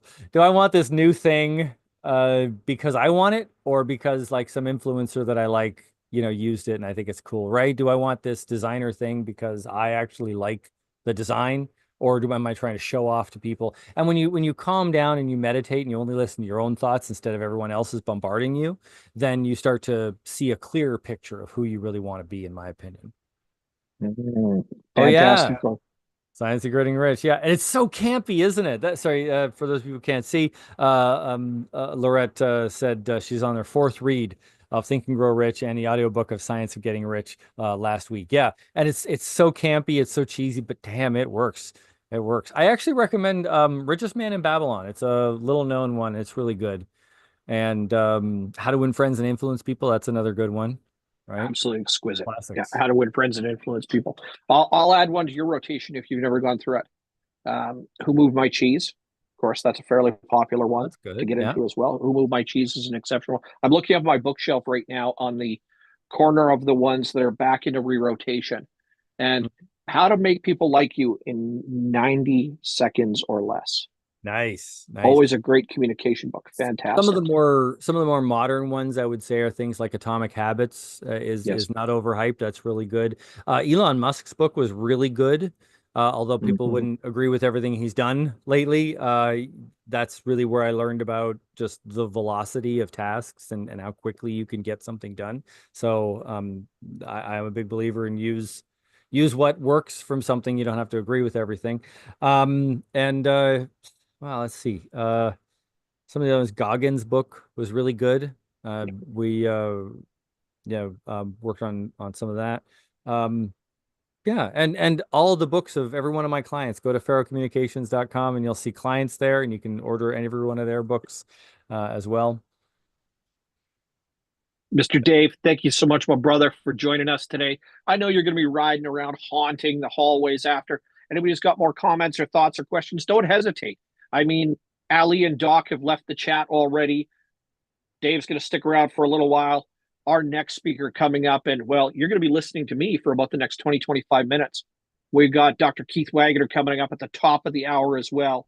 My mentor, friend, and one of the absolute best coaches on the planet. So you're going to be listening to the absolute elite of the elite, which guess what you just heard right now from our resident memory expert and all around damn shiny object guy, Mr. Dave Farrow. Doc Lycka came in hot. So this is where I gloss after the fact, not before. Dave Farrow isn't just a two-time memory expert. He's one of the foremost experts on the way the brain maps itself when it comes to memory in the world. He doesn't like to gloss himself, even though dude's in promo and marketing.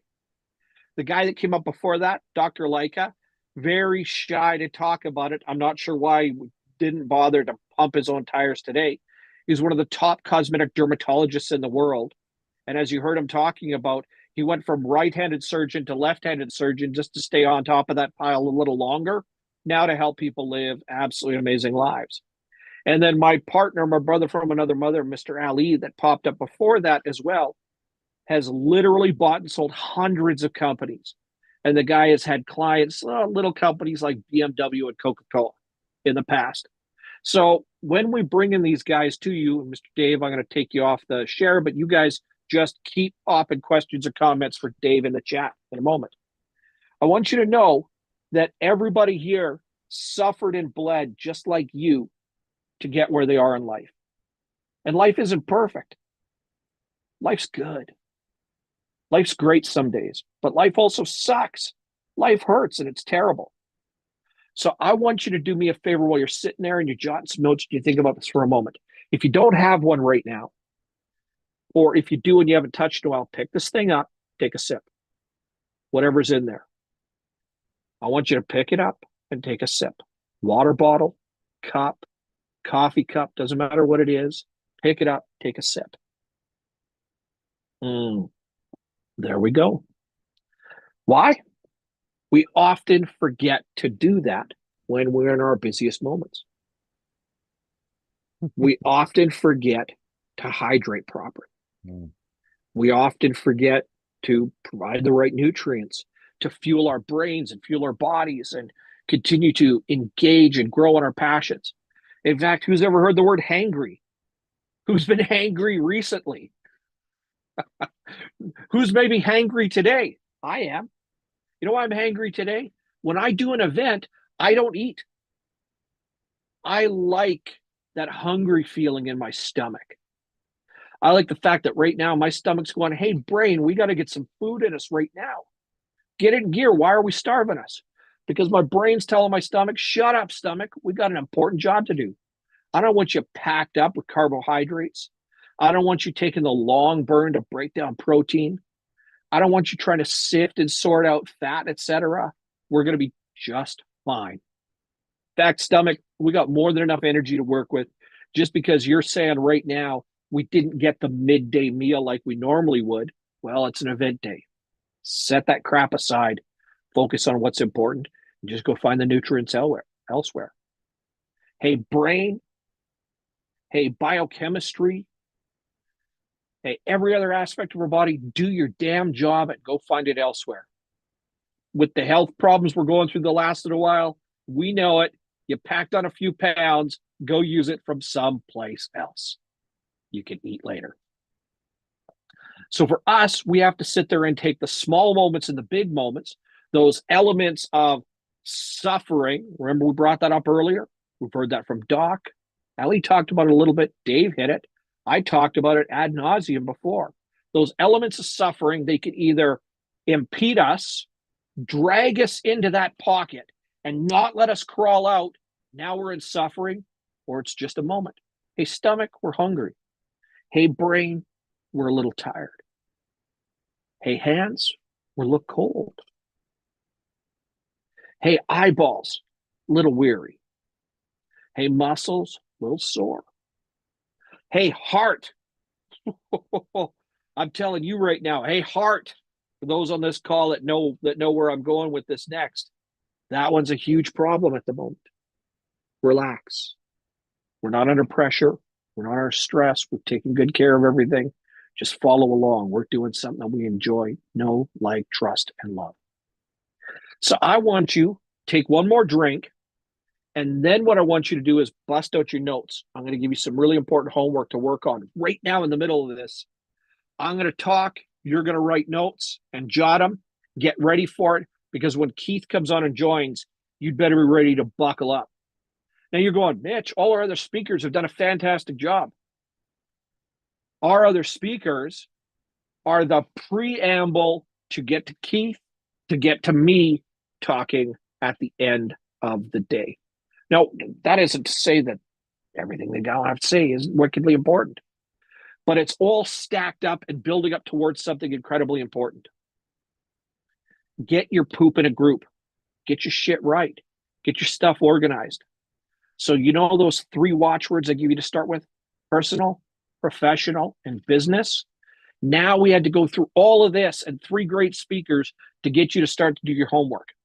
Under personal, I want you to put physical, mental, emotional, spiritual, and financial. Under personal, we want physical, mental, emotional, spiritual, and financial. 5 things are going in there with personal: physical, mental, emotional, spiritual, financial. Under professional, remember the second word down: personal, professional, or business. Under professional, I want you to put skills for life, skills for profession.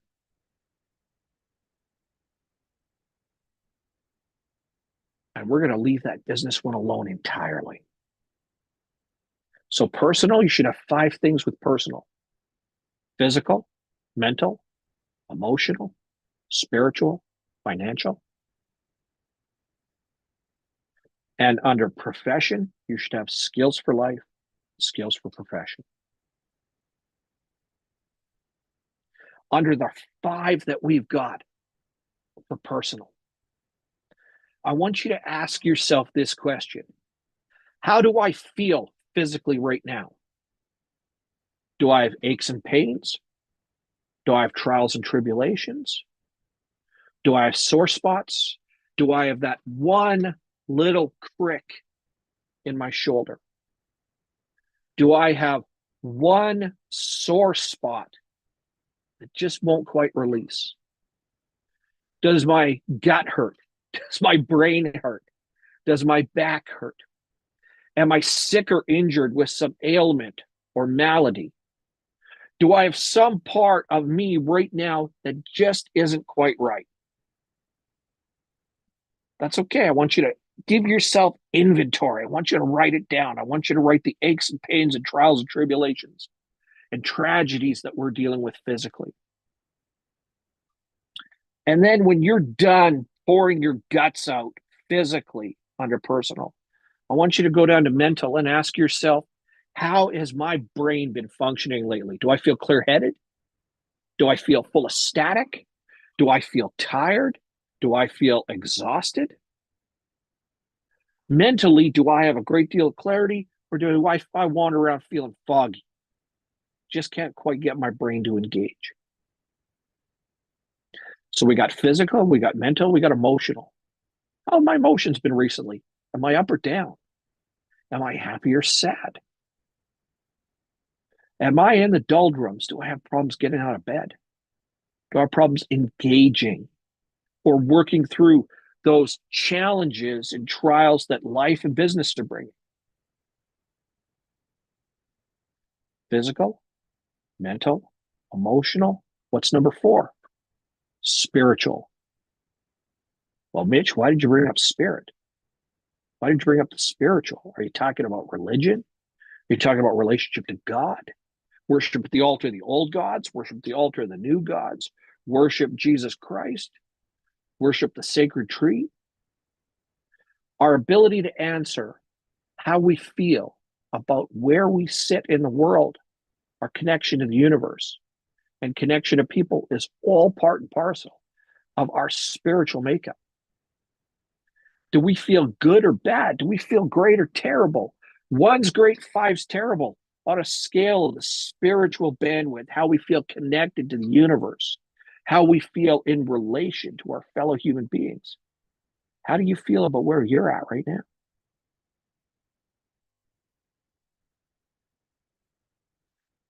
Number 5, financial. How do you feel about your financial security? How do you feel about the money in your pocket, the money in the bank? How do you feel about the wealth and accumulation of a lifetime of hard work, perseverance got you to? Is it enough? Is it not enough? Do you need more? Are there specific goals that you've got? How do you feel? Now, that's a very important statement for all 5 of these things under personal: physical, mental, emotional, spiritual, financial. How do I feel about the state I'm in right now? And you're thinking to yourself, I'm writing these notes. Mitch kept saying a lot of negative stuff. Yes, I really want you to accentuate, focus on those negative aspects for a moment. I want you to make sure to capture them, take inventory, write them down. Don't let them escape you, because those are, and why I spent all of this time to set up saying these words to you in a moment. When Mr. Keith joins us here shortly, he's going to be talking about a plan of action to be able to accelerate your life. I want you to be able to look at these 5 aspects inside of your personal makeup. Now, you will make money because your business or job or the work that you're doing provides a certain level of compensation. But I'm telling you, your attitude about money and the way you feel about it right now has a larger effect on whether you have enough in the financial side, that you have enough wealth, you have enough of it accumulated to make a real difference, or to feel like you're just holding on. And your ability to understand the aspects of you that you don't feel so good about. See how I just dumbed that language down? Hey, Mitch said scales, 1's great, 5's terrible. I feel like a 5 with money. I feel like a 4 spiritually. I feel like a 3 emotionally. I feel like a 2 mentally. And I feel like a 5 physically. Damn, that's not good. No, it's not. Those are your enemies. Those are the opponents. Those are your saboteurs for those people that are inside this call. And those, by the way, we're sitting about 1,000 people watching live on YouTube right now. So if you want at some point, don't hesitate to waving, right? Got big audience watching you sit here instead of our smaller studio audience. So go team. Hey, everybody that's with us live, thank you so much for joining us. And for our studio audience, thank you for coming on here and investing your actual personal time on camera to do this and play along. We love you for it. Every one of my speakers on here today, we love you and thank you for joining us. So let's come back to this pool of personal stuff: physical, mental, emotional, spiritual, and financial.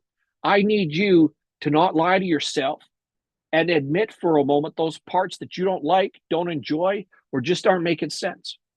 Because your saboteurs, the enemies that are buried deep inside you, are the ones that are going to continue to perpetuate and fuel the parts you don't like, and will drag you back faster into suffering than any other aspect of life. You will continue to suffer when every one of the reasons you use to justify the position you find yourself in physically, are going to drag you back down, and those saboteurs will win. The enemy's going to win every time.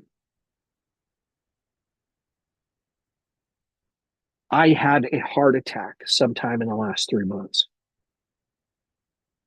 I've had heart surgery 4 times since December. I get to go a 5th time at some point very soon.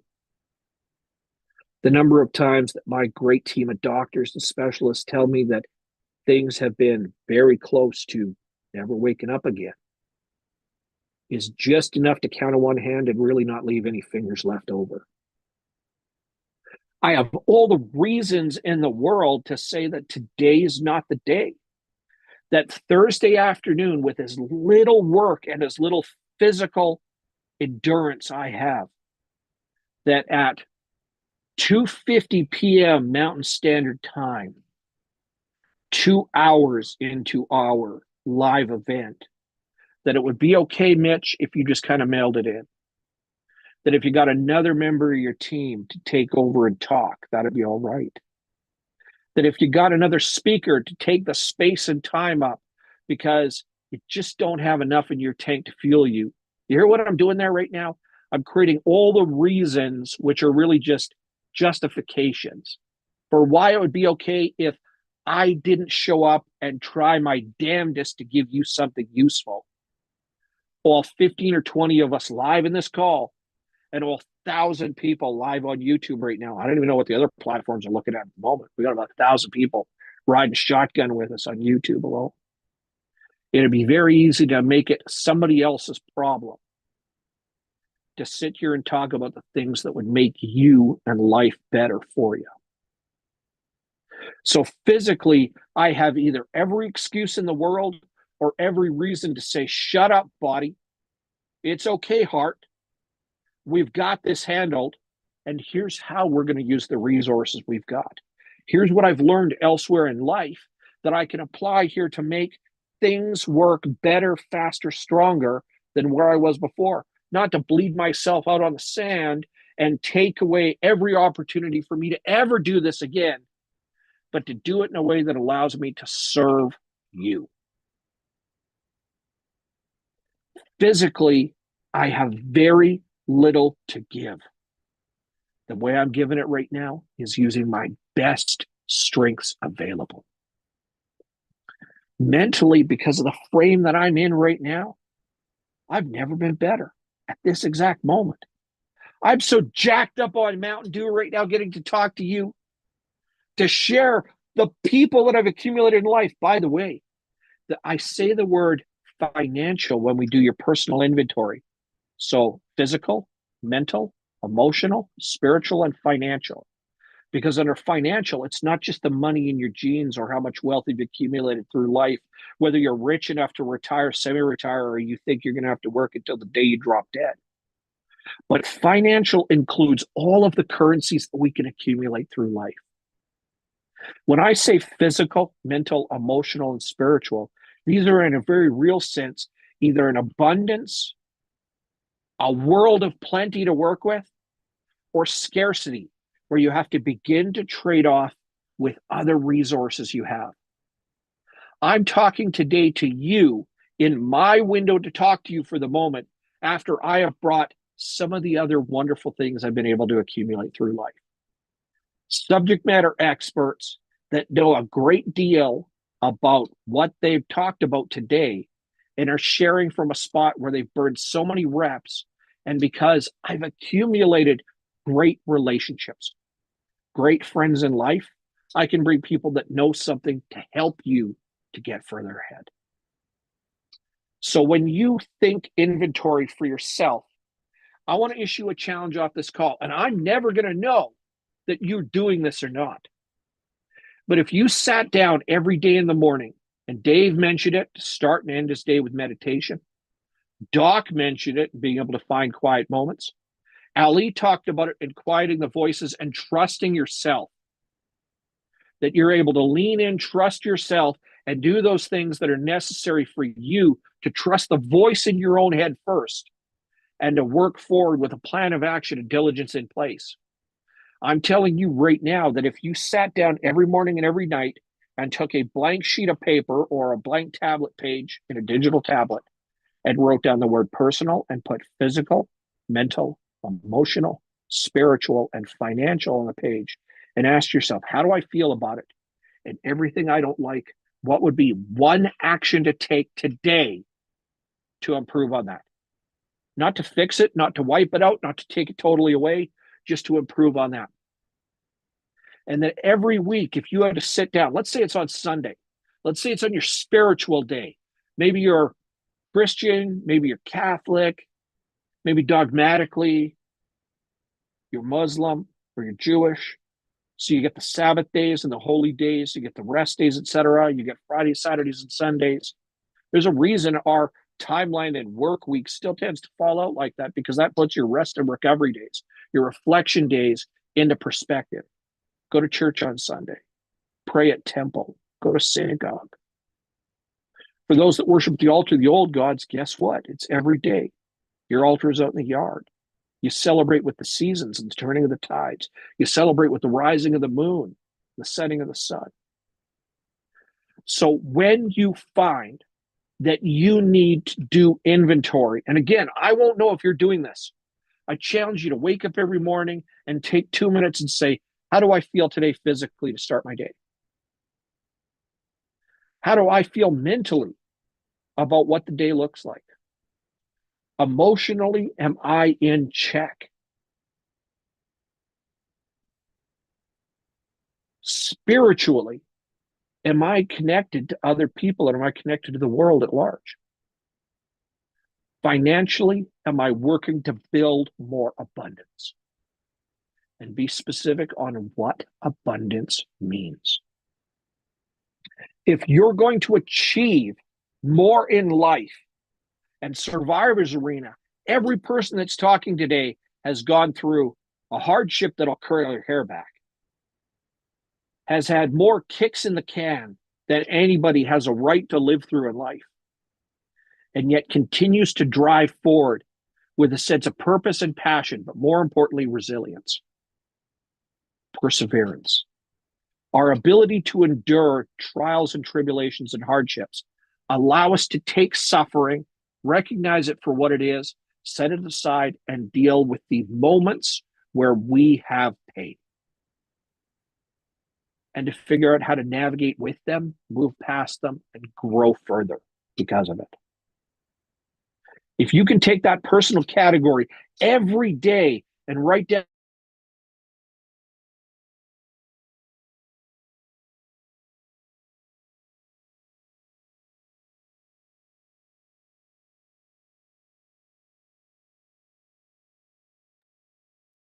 and it's okay if it's a digital tablet, or it's okay if it's a workbook. It's okay if it's ornate. It's okay if it's plain. It's okay if it comes from the dollar store. And in the morning and in the night, take 2 minutes and say, how do I feel about me physically? How do I feel about me mentally? How do I feel about me emotionally? How do I feel about me spiritually? And how do I feel about my financial abundance? And at the end of the day, ask yourself this question: did I improve on these things? Did I fight like hell to make them better? And because of that, my entire life better, because the physical, mental, emotional, spiritual, and financial conditions that I identified as things that I like and things I don't like, I went to war against the things I do not like, and the things I like, I doubled down on them. I made sure to lean in and make them worth more. When you consider in life personally your physical, mental, emotional, spiritual, and financial well-being, and do inventory on a regular basis, and I'm challenging you to try doing it daily. In the morning, what am I not looking forward to and what do I have to work on? In the evening, what do I have cause to acknowledge and celebrate? Your life will begin to transform. And when you come to that second category, professional, and look at skills for life and skills for profession, there are things you learn that you're going to need throughout life. I'm going to ask you a question. Do you think Perseverance is a skill or a life condition. Perseverance is an offshoot of a great skill called resilience. Resilience is how we learn to get knocked down and stand back up. Who remembers Doc saying very clearly, get knocked down 9 times, stand up 10? Show of hands for our audience right now that was here with Doc on stage that heard him say, get knocked down 9 times, stand up 10.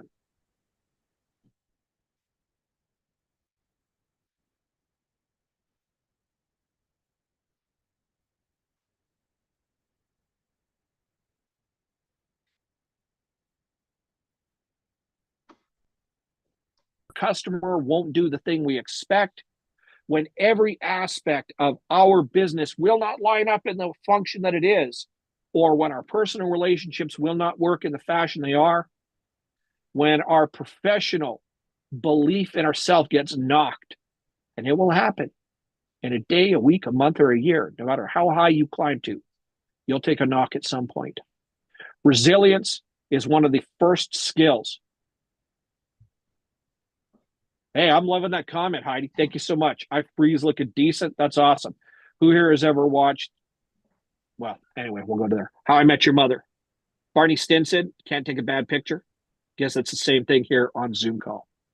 Now, I have the privilege and the pleasure of having join us today my mentor, my teacher, my brother from another mother. Oh, yeah, baby. Woo! Wearing the colors, repping it all. I love that, sir. Thank you so much. Mr. Dr. His Holiness Keith Waggoner, Esquire, right? So it is written, so will it be spoken. The scriptures are clear, sir. It is a privilege and a pleasure to have you join us as well. Keith, thank you so much for finding time out of your busy week. We have just plowed through 3 fantastic speakers. You caught me mid-rant on people doing the great practice of inventory every day. Personal, that side, physical, mental, emotional, spiritual, and financial. Looking at what they're doing in the morning, identifying what they don't like, planning to attack it every day, and then come out the tail end of the night, be able to look, acknowledge what they've done great, and celebrate those things. And I spent the last 20 minutes doing that, knowing what you're going to talk about next, just to set you up so I can get off camera for a moment and breathe and let my heart calm down. Keith, thank you so much for joining us today, my brother. It is a privilege to have you here. The floor is now yours, sir. Thank you, sir. Hey, it's anytime I get the invitation, man, I love it. Thanks, Mitch. And I love seeing those boxing gloves hang up on your wall there. I had the privilege of seeing you wear those and use those in our event, Undisputed Mastery. When Mitch invited me here, I mean, I always love to help Mitch. I call him Tony Robbins of the North.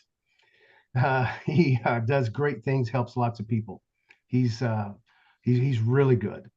And so it's an honor to be here and just to share a little bit of what I know. And in all the years I've been doing this, almost 40 years now, working with guys like Tony Robbins, I can just list a name of people, but it's all about this. We're all in this journey together.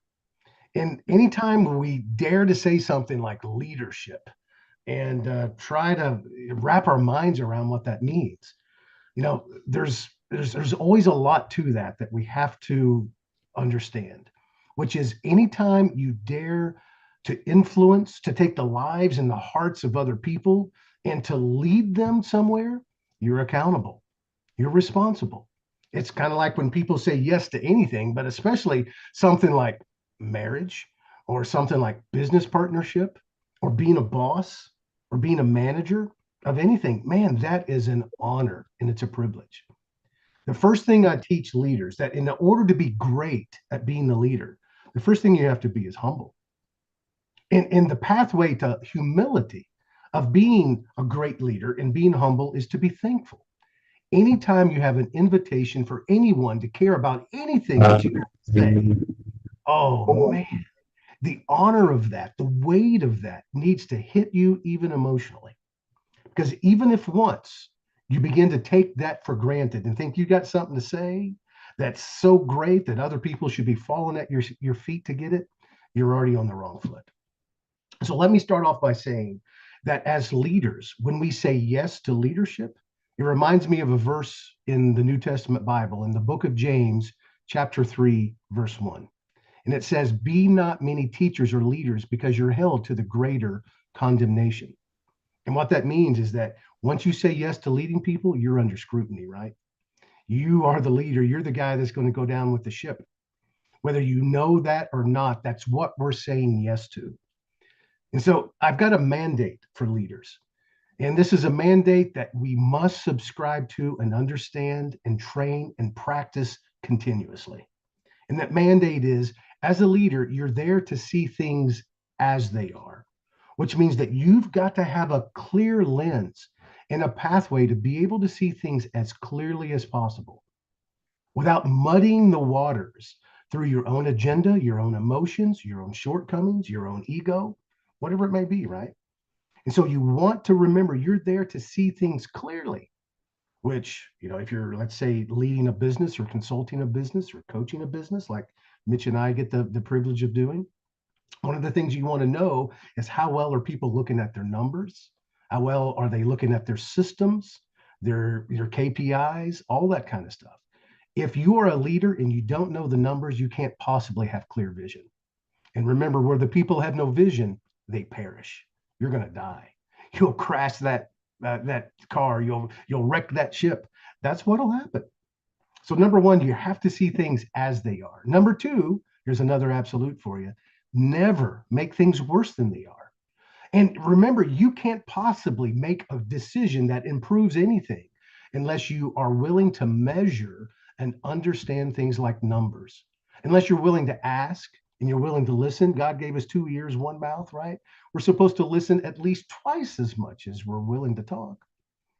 And so that second mandate, you're there to always see things as they are, never to make things worse than they are.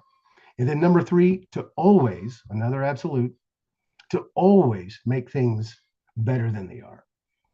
I like to simplify things and see things in bifurcations. It's either this or that. And one of the things I love to simplify are attitudes. People will show up to lead, and there's two basic attitudes of leaders. Either I'm there to get by with everything that I can. I don't really care. I'm not really going to sweat it. I'm not there to make things great. That's one attitude, just to kind of get by. The other attitude is I'm here to make things the best that I can. And if you're there to make things the best that you can, then that puts you in a particular position of greatness. That's the road to greatness. Now, I've got a little system that I learned from, a guy that took me under his wing when I was a psychologist, still a clinician. And he said, Keith, I want you in my organization. I don't know if you can tell who that kind of sounds like, Tony Robbins. And he taught me this. Now, this comes from Tony. And it's an acronym, CANI, CANI. I believe through all my studies of martial arts, you always give credit where credit's due. This is brilliance. So write down those 4 letters, CANI. Can I? Yes, you can. You can make things better. And that stands for constant and never-ending improvement. Constant and never-ending improvement. This is an attitude. In fact, when I coach companies and I come into the culture of a company, I tell them, you need to make this acronym, you need to make this a word, you need to make it a verb. Can I go connive that? Yes, you can. Because this is the basic mindset that you want every employee to understand. Because if you're not getting better, then you're getting worse, right? And this is the core of improving any operating system. And it starts just with an attitude, really, with an invitation, because great leaders don't just believe in Kanai, they live it. And that's one of the things that, is huge. If you're going to find a leader, you need to find out if they're really living the attitude of making things great. Are they trying to look to improve everything, or are they just satisfied with status quo? Are they just making excuses even about their own behaviors, their own failings? Or are they really, truly, do they have a humble and grateful attitude of how to make things better? So when we look at Kanai, Kanai is formed, it's propped up by 3 basic questions. 3 basic questions. Is this a good pace, Mitch? Am I doing good here? Okay, awesome. I want to make sure everybody can hear me and stuff because I have no feedback. So I'm just hoping you guys, I hope I'm speaking English. I'm hoping this is making sense. We'll see. The three questions. Number one question. Oh man, this first question is so important. It's so very vital because it creates the beginning of the very startup system of everybody's mindset. And the first question is, what's great? Oh, when you create a culture, when my eyes are trained to see the good things first and to celebrate with people first, what I've done is I've created a positive association of the work I'm there to do. Whereas the other way, if people are there to complain, just getting by, remember that first mindset, then people will be stuck in problems. People will be stuck in this whole idea of, my goodness, it's a burden to be here. And no matter how good your product or service may be, no matter how wonderful the way you're affecting the world, people's attitude will reflect it. It'll reflect in your advertising. It'll reflect in the way you answer the phone. Remember, people can hear you smile over the phone. They know if it's authentic or not. And in our digital world, in this age of AI, the commodity of real emotion, real connection and relationship is going to be more meaningful than ever. I was just on this fantastic meeting. I'm on advisory teams with teams like Tesla and the Boring Company, several Elon Musk companies. And, that's all about technology and the advancement of technology.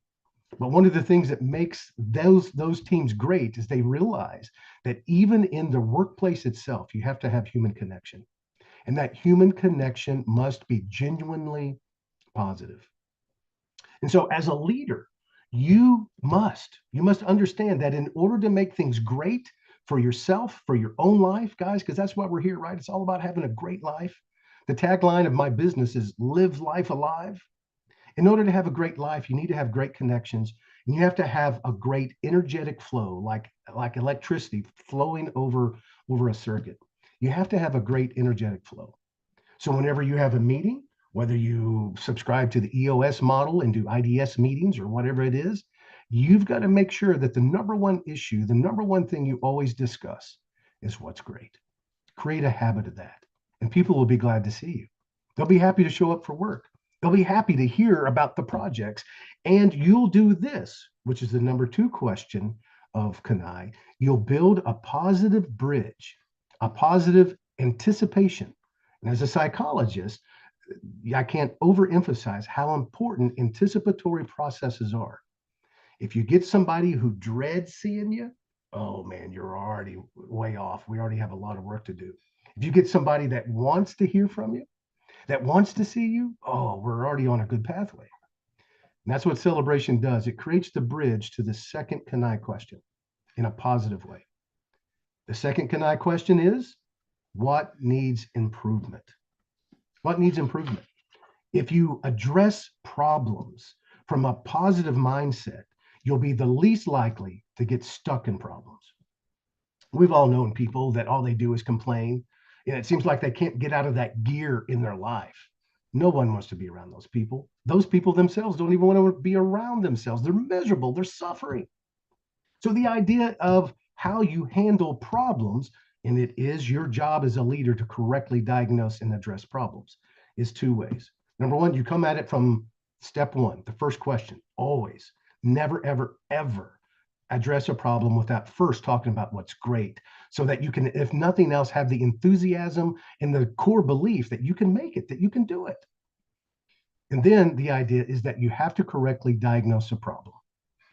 In order to correctly diagnose a problem, I just want to give you a simple formula. And it is, you must name the problem in its intensity level correctly. And there are three basic types of problems. Three basic types of problems. Number one is a normal problem.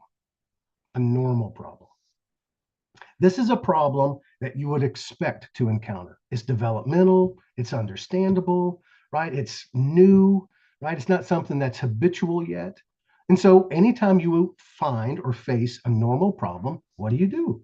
You don't shame them. You talk about opportunity. You ask, hey, okay, what makes this problem make sense? Okay, how did this happen? You want to identify the chain of custody, what happened, what went wrong, and then begin to create solutions about it. And that's how you know if you have a normal problem, is if it's named and it's addressed quickly, and you begin to create solutions quickly. That's how you know you have a normal problem. When normal problems aren't addressed well, they don't go away, do they? And that's one of the things that we can see that creates failure, not only in leadership, but in relationships, in marriages, in businesses, all around the world. It's not correctly addressing problems. You have to understand that problems happen every day. If you can imagine the Spartans, right? You know, that fierce warrior culture, and they all had their shields held up, right? And they would stand kind of like that shield back there. They would stand side by side with their shields up. And I'm standing there in battle, and arrows are coming at me, and swords and spears. And I look over, and the guy that's covering this side of me, I look, and there's a big hole in this shield. Uh-oh. Am I going to be concerned about that? You're absolutely right, I am. There we go. There's a Spartan sword. You're absolutely right, I am. Why? Because there's a hole in our shield. If I just ignore that, pretend it doesn't exist, I'm too busy. Nope, not going to pay attention. What's going to happen? Guys, I'm going to fall. That arrow's going to come through. And then the entire formation, the entire resistance falls. That's what happens. That's why I call this second question, this whole process, I call it the shield inspection. We want to create a culture of people wanting feedback. It's not that you're problem hunting. It's not that you're out, fault finding. But what we are doing is creating a culture where I'm like, hey, I'm so dedicated to Kanai. I'm so dedicated to improvement and being the very best and doing my very best and supporting the culture and my teammates the very best, that, hey, if you see a hole in my shield, I want you to tell me about it. See, isn't that the attitude that we really want? Have you ever been in a company or a culture where you weren't afraid to give feedback to people, where people were approachable and you can talk to them about stuff? I don't care what relationship we're talking about, a marriage, a partnership, whatever. If you're not approachable, you are marching towards the death of that relationship. You have to be able to communicate. And this is simply a framework, a way to think about it, so that people can invite and honestly, emotionally welcome feedback. Now, there's a way that has to be done, right? Because if we're getting towards abnormal problems, we know that we haven't done the shield inspection properly. We haven't repaired the shield, and that there's problems going undressed. An abnormal problem is a normal problem that didn't get addressed and it's continued, which by itself makes it abnormal. Or it's something you didn't expect, something that wasn't just developmental, and something that perhaps is scarred by a terrible attitude. Nothing can make something abnormal than somebody having a terrible attitude, let me tell you. When you discover an abnormal problem, I don't care what's happening. I don't care what's going on. You have to stop the presses. You have to stop production with that person. You cannot allow them to continue, because they are going to toxify your entire business, your entire plan, your entire team. If you let that continue, that will be one of the major failures of your leadership. You'll lose respect. People will stop following you and trusting you, and you will ruin whatever it was that you were trying to do. I used to do this thing back as a young psychologist. I would go to wealthy families and I would help them with their family structure. I'm also a marriage and family therapist. And I would come in and help like mothers with their unruly children. And I would tell them, you have to train this child kind of like you train a dog. Did you guys ever watch the Dog Whisperer? Cesar Millan? Man, that guy was good, right? He was really good. And in the same way, you have to train behavior.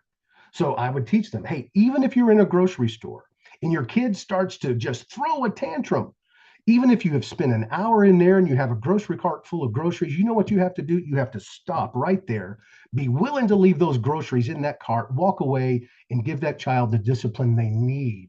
It's a developmental nurturing need that they have. And if you ignore that, not only will your day be ruined, but the child's life may be ruined too. In the same way, you have to stop and address abnormal problems. Mitch, how am I doing on time, sir? Am I okay? Good. Okay, excellent. Thank you. And so, keeping that in mind, right, we must train ourselves to be scanning the horizon constantly, looking to correctly diagnose problems. Remember, we have to see things as they are, never make them worse than they are. One of the way you make things worse than they are is by refusing to address problems. If somehow there's something inside of you that makes you uncomfortable to have those tough conversations, this is simply an indication that you need more training. That's where a guy like Mitch comes in. You've got to call him. He'll help you have these kinds of discussions so that you can develop your own belief system to know how to not only correctly diagnose problems, but address them. The third type of problem, pathological problems. This is the disease state. When you don't take care of abnormal problems, they don't go away, do they? Oh man, they'll ruin you. Whether it's something in your own life, an addiction of sorts, something that you've learned to compensate in your life that has just taken you the opposite direction away from your values and your principles, it'll ruin you. Something that is pathological is a disease state. It's the cancer. These are things, either they're abnormal problems that didn't get addressed and they've become septic in the system. They've created an inflammation and an infection in your culture or your business systems. Or somehow, some way, it is an acute breach of your company's ethics and your company's culture. Somebody lying, someone cheating, someone stealing. Imagine you found some foreign object in your body that was causing you to be sick and that would eventually kill you. When would you want to get that thing taken out of your body? Immediately. When you discover something that is pathological in your company, in your teams, in your relationship, not only do you have to address it immediately, you have to be fearless. You have to be fierce in how you handle that. I can't tell you how many times I've addressed teams, business leaders who have just looked the other way, or they've tolerated an employee that was toxic for too long. And when that gets so sick that they have no choice but to fire that person, let me tell you, it is something almost 100% of the time I hear, I wish I would have fired them sooner. Because immediately, if it's not too late, the culture begins to heal. The milieu begins to heal. The people begin to regain functionality because pathology creates dysfunction. And in mental health, as a psychologist, we measure mental health from function to dysfunction. If you have a mental illness, that's just a dysfunction. It's a dysfunctional thing. It's something that's not in order. It's something that's out of order. And if you don't correctly diagnose problems, you create disorder. You create chaos. And not only are you failing yourself, but you're failing your team. So there's the second question of the Kanai. You guys ready for the third? So we got what's great, what needs improvement. Now we've got the idea of what do we, always underline the word we, what do we do about it? You never leave the side of addressing a problem without being willing to be part of the solution.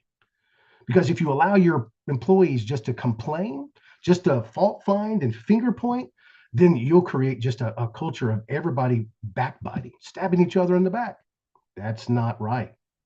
It's an absolute must. If you have the courage to point out a hole in your coworker shield, in your partner shield, you have to be willing to help them fix it. So from the smallest of complaints all the way to something systemic that may take some time to really change. We must address the immediate mindset of solution. This pairs itself with the first question of the Kanai, which is the idea of celebration.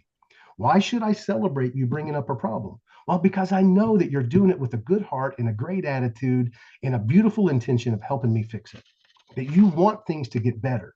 Remember, that's the last mandate of the leader. Always, it is an absolute, always seek to make things better. Always have that attitude. But you can't do that if you're not about the solutions. This will show up in your language. It'll show up in how you talk. You notice how people talk. Do they use can't language? Oh, I can't do that. Is their language filled with things about things that are going wrong and complaints? Or are they, no matter what they're going through, even if it's something hard, maybe some of the hardest things in their life, does their language reflect solution? I can do this. I'm 100%. Oh, I can keep going. I can tell you, my man Mitch right there, we have coaching calls every week. You know, even going through open heart surgery, he never missed one call with me. There in the hospital room, about to get operated on. He goes, I said, man, I'm so glad you made your call. I believe this. He said, I wouldn't miss this for the world. I said, how are you doing? He said, oh, it's okay. It's good. But you know what? It's going to get better. Who doesn't love that infectious mindset, guys? That isn't bullshit. That isn't BS. That is a man who is determined to look at the pathway forward into his life. It's not about faking it till he makes it. It's about controlling his language and being the master of the meaning that he creates in life. This is the exact same thing that any great leader does. We do not leave the side of a problem without planting the seeds of solution. If you're deep into a meeting and you're literally out of time, my goodness, well, we're out of time. You cannot, not even once, allow yourself to stop on the second can I question. Even if it is, man, we definitely have to go, but we're setting another mandatory meeting and we'll be back here at 4 p.m. today so that we can talk about the absolute must, which is creating solutions to this. Everybody must come back at this time. If you have that ability, you got to do it, guys. Can you hear my how much I'm stressing this? It's so important. If you allow yourself to miss the solution portion of this, you'll never be a great leader, right? And no matter what storms of life come, no matter what you face, guys, you will never get out of the storm. Why? Because you have settled for only staying in the problem. And so that's the attitude of gratitude. That's the idea of Kanai. When it comes down to it, you know, we can make leadership so complicated. There's so many smart people out there that come up with so many great ideas. But guys, when it comes down to it, it's the heart.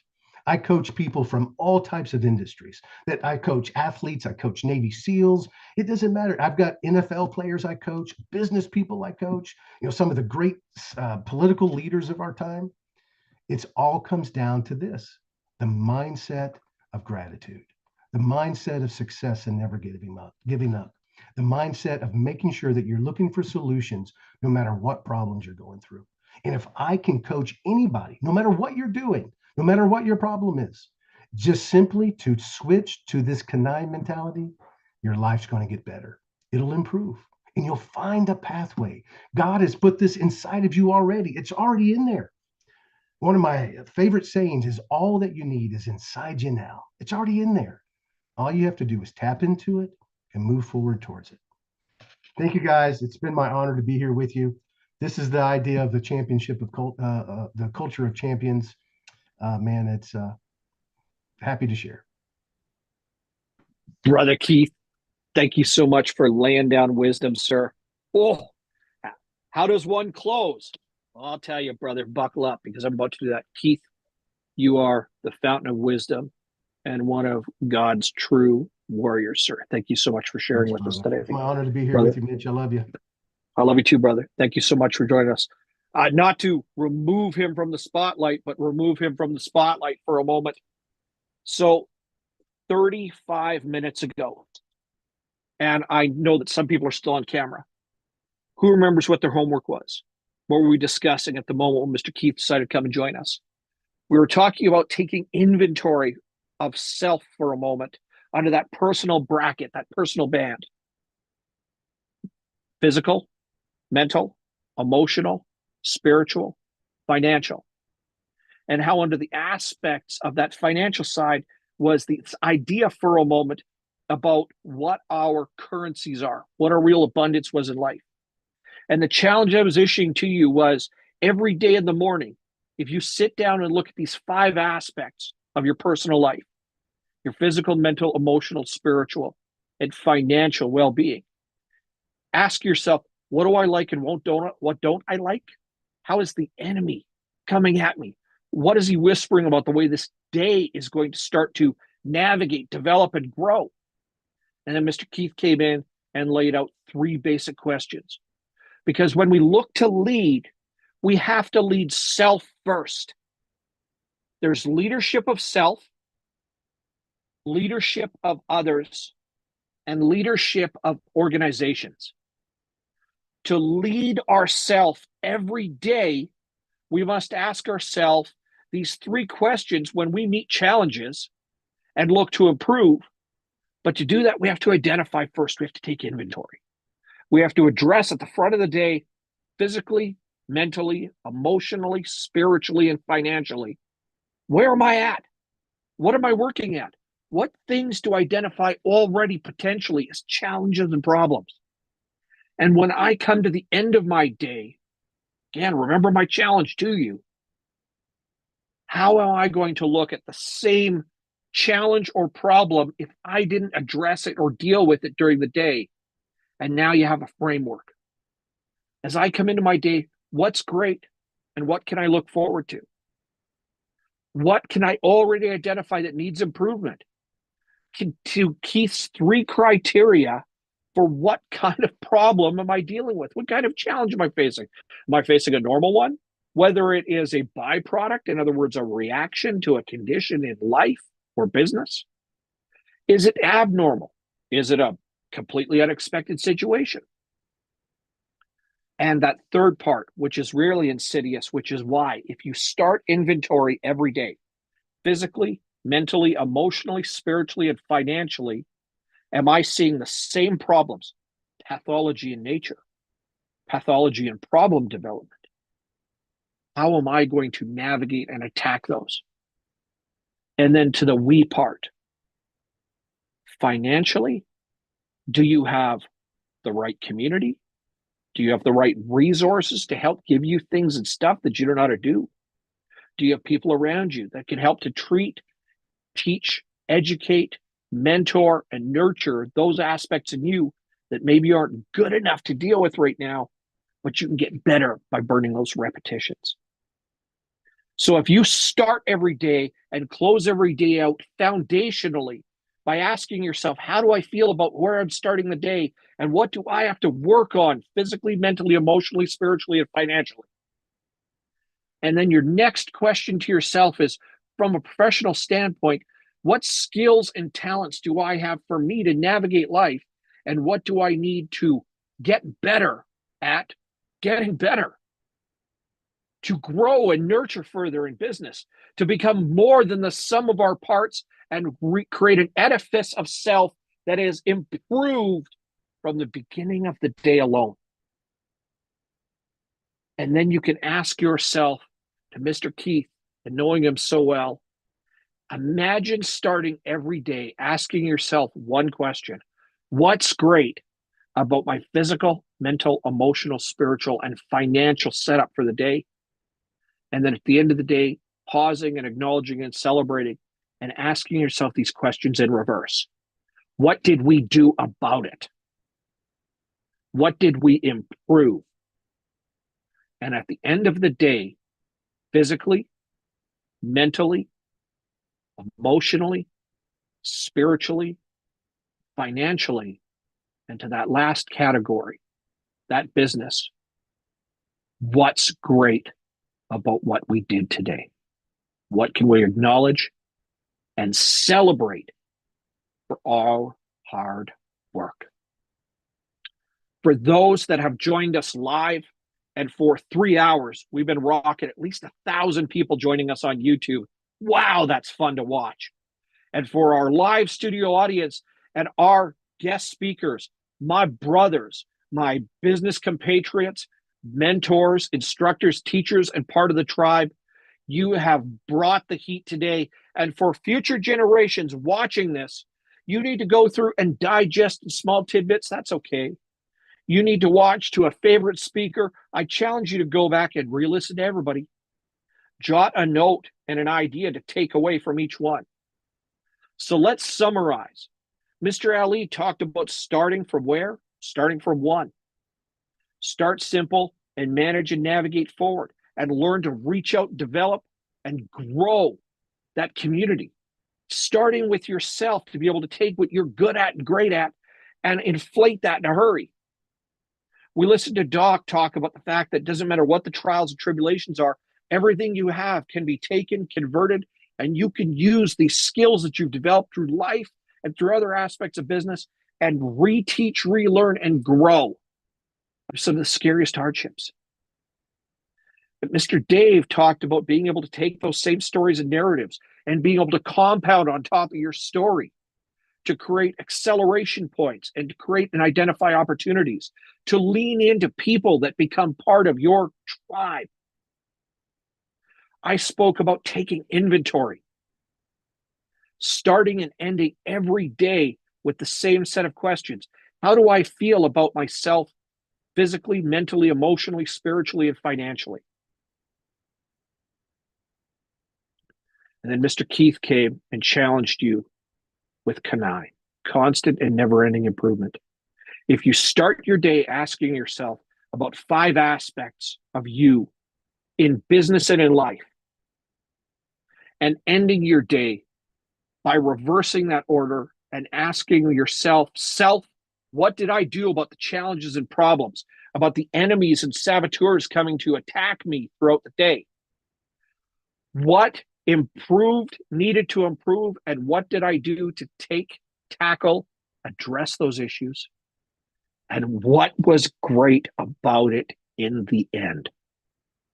I promise you, your business, your financial life, and your personal life will improve to those areas and to those goals and highlights that you haven't measured before. And as a last general recommendation for the audience here, if you have never done an inventory, what you're really doing is that time-honored tradition, which is recording what it is you do and what you're working towards. And that's a very old adage that everybody on this call knows, whether live on our studio audience or right here out in the YouTube universe. What's watched can be measured, and what's measured grows. Start your inventory every day. Ask yourself what you need to work on. Be unafraid to shine a light into dark corners. And reset, recalibrate, and celebrate your successes at the end of every day. Your entire business, financial, and personal life will improve because of it. Every member of my speaking panel today is capable, available, and ready to be able to assist you at any point in time. Do not hesitate to follow up and reach out. In fact, some offers came on the table here already in the form of free books, free resources, etc. Use them. I don't know how this applies to my business, or I'm not sure what it's going to do for me yet. Take every opportunity to add to the inventory of your wealth. Finance has to do with relationships. Finance has to do with money. Finance has to do with what you know and what you've learned and what you can get access to. If you see the pool of financial welfare and well-being as your own information and education, access to other people, and the way they can help you accelerate, this call alone has given you people that can teach you one more thing after this call that's going to accelerate your professional, personal, and business practices. I promise you that. And the last general recommendation, and Mr. Keith illustrated this excessively, we can't do this alone. Find someone to butt up against that will challenge your thinking and perspective. Find someone to teach you how to do something you don't know how to do.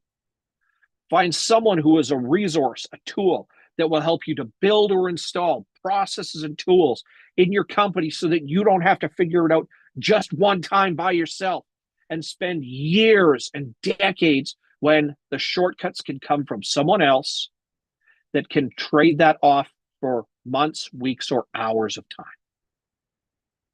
Use subject matter expertise to accelerate you, and I promise you will accelerate in all aspects of life. And answer this question.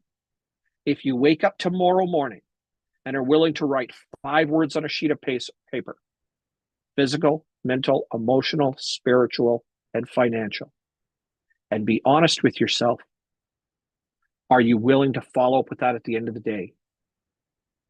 Because then your life can truly improve. My name is Mitch Kamich. You can reach me at mitchkamich.com across all of our socials. You can find us on our website. You can find any of our speakers as well. We will make sure in the follow-up that you are capable and available to be able to reach out and communicate with them at any point in time. These are trusted friends, advisors, business partners, and co-conspirators that I have collected throughout my wonderful professional and personal life. And I brought them here to share what they're best at with you. Why did I do that? Because one of the great financial abundances I have in this world is exceptional people who know how to do exceptional things. I set a goal at collecting people that are fantastic at what they do so that they can help me continue to be fantastic at what I do. Reach out and get the support. You have one coach, get two. Get another coach in an aspect that you didn't realize you wanted to work on. Want to start martial arts? There are many great trainers. I'll tell you what, Keith and I can answer that question for you in a heartbeat, who you should work out with. You want to get more dangerous? You want to learn to use tools and weapons better? You want to become better at your financial aspects? You want to learn to navigate your personal relationship or your marriage better? There are people out there available to do it. And you can do the best thing in the world. You can give yourself the best gift by continuing to invest in yourself. Here's the hint. I know that I've spent $250,000 just on education and training in the last decade of my life. It's paid off in spades. My life's pretty cool, even for a guy as sick as I am right now, because everything else is beautiful. Everything else is wonderful. And everything else is full of abundance. Invest in yourself. Ask yourself 5 questions every day and use the can I principle. Use the idea of starting at 1 and building forward. The idea that it's okay to address something that's not working right. Remember Doc's lesson? Go from right-handed surgeon to left-handed surgeon and burn 10,000 reps going from right hand to left hand. How tough do you think that is? Use every opportunity to ask yourself about these 5 parts of your life every day. And start your day asking yourself, what do I like, what don't I like, and what am I willing to improve on? Lens canaille against it at the front of your day. And at the end of your day, when you do inventory on your physical, mental, emotional, spiritual, and financial well-being, you will improve daily. Never mind by the week, by the month, by the year, or by the decade. I am Mitch Camage. I have been your host and guide. I am the savage in business. My brothers, friends, and tribe mates came along to share their absolute God-given talents with you and to make your week better. 3 hours, write down the one lesson you've got, write down your inventory and start to practice every day. And when you get stuck or your brain catches up in a day, week, or month, there's going to be event fatigue after this one as well. Don't hesitate to go back and watch the replay. You'll find it on YouTube on our channel, Mitch Camage Coaching. You'll find it on Facebook. You'll find it on LinkedIn. Reach out, do what you got to do, and take care of yourself and your business. Follow up with us. Let us help you navigate the world and get better at your job. I've been your host, your guide, your guardian, and mentor. It has been my privilege to share this time and this digital stage with you. I look forward to seeing you all in the future days, weeks, months, and years. And the moment you have a question, thought, or you need help and support, do not hesitate to reach out. Myself and my team and the great people on this call are here to help. Love you all. We will see you all very soon and see you next time. By the way, Survivor's Arena is going to be a regular occurrence. Different speakers, same format every couple of months. So watch for round 2 coming up in just 2 months' time. I love you for joining us today. Have a fantastic day. Go well in the world.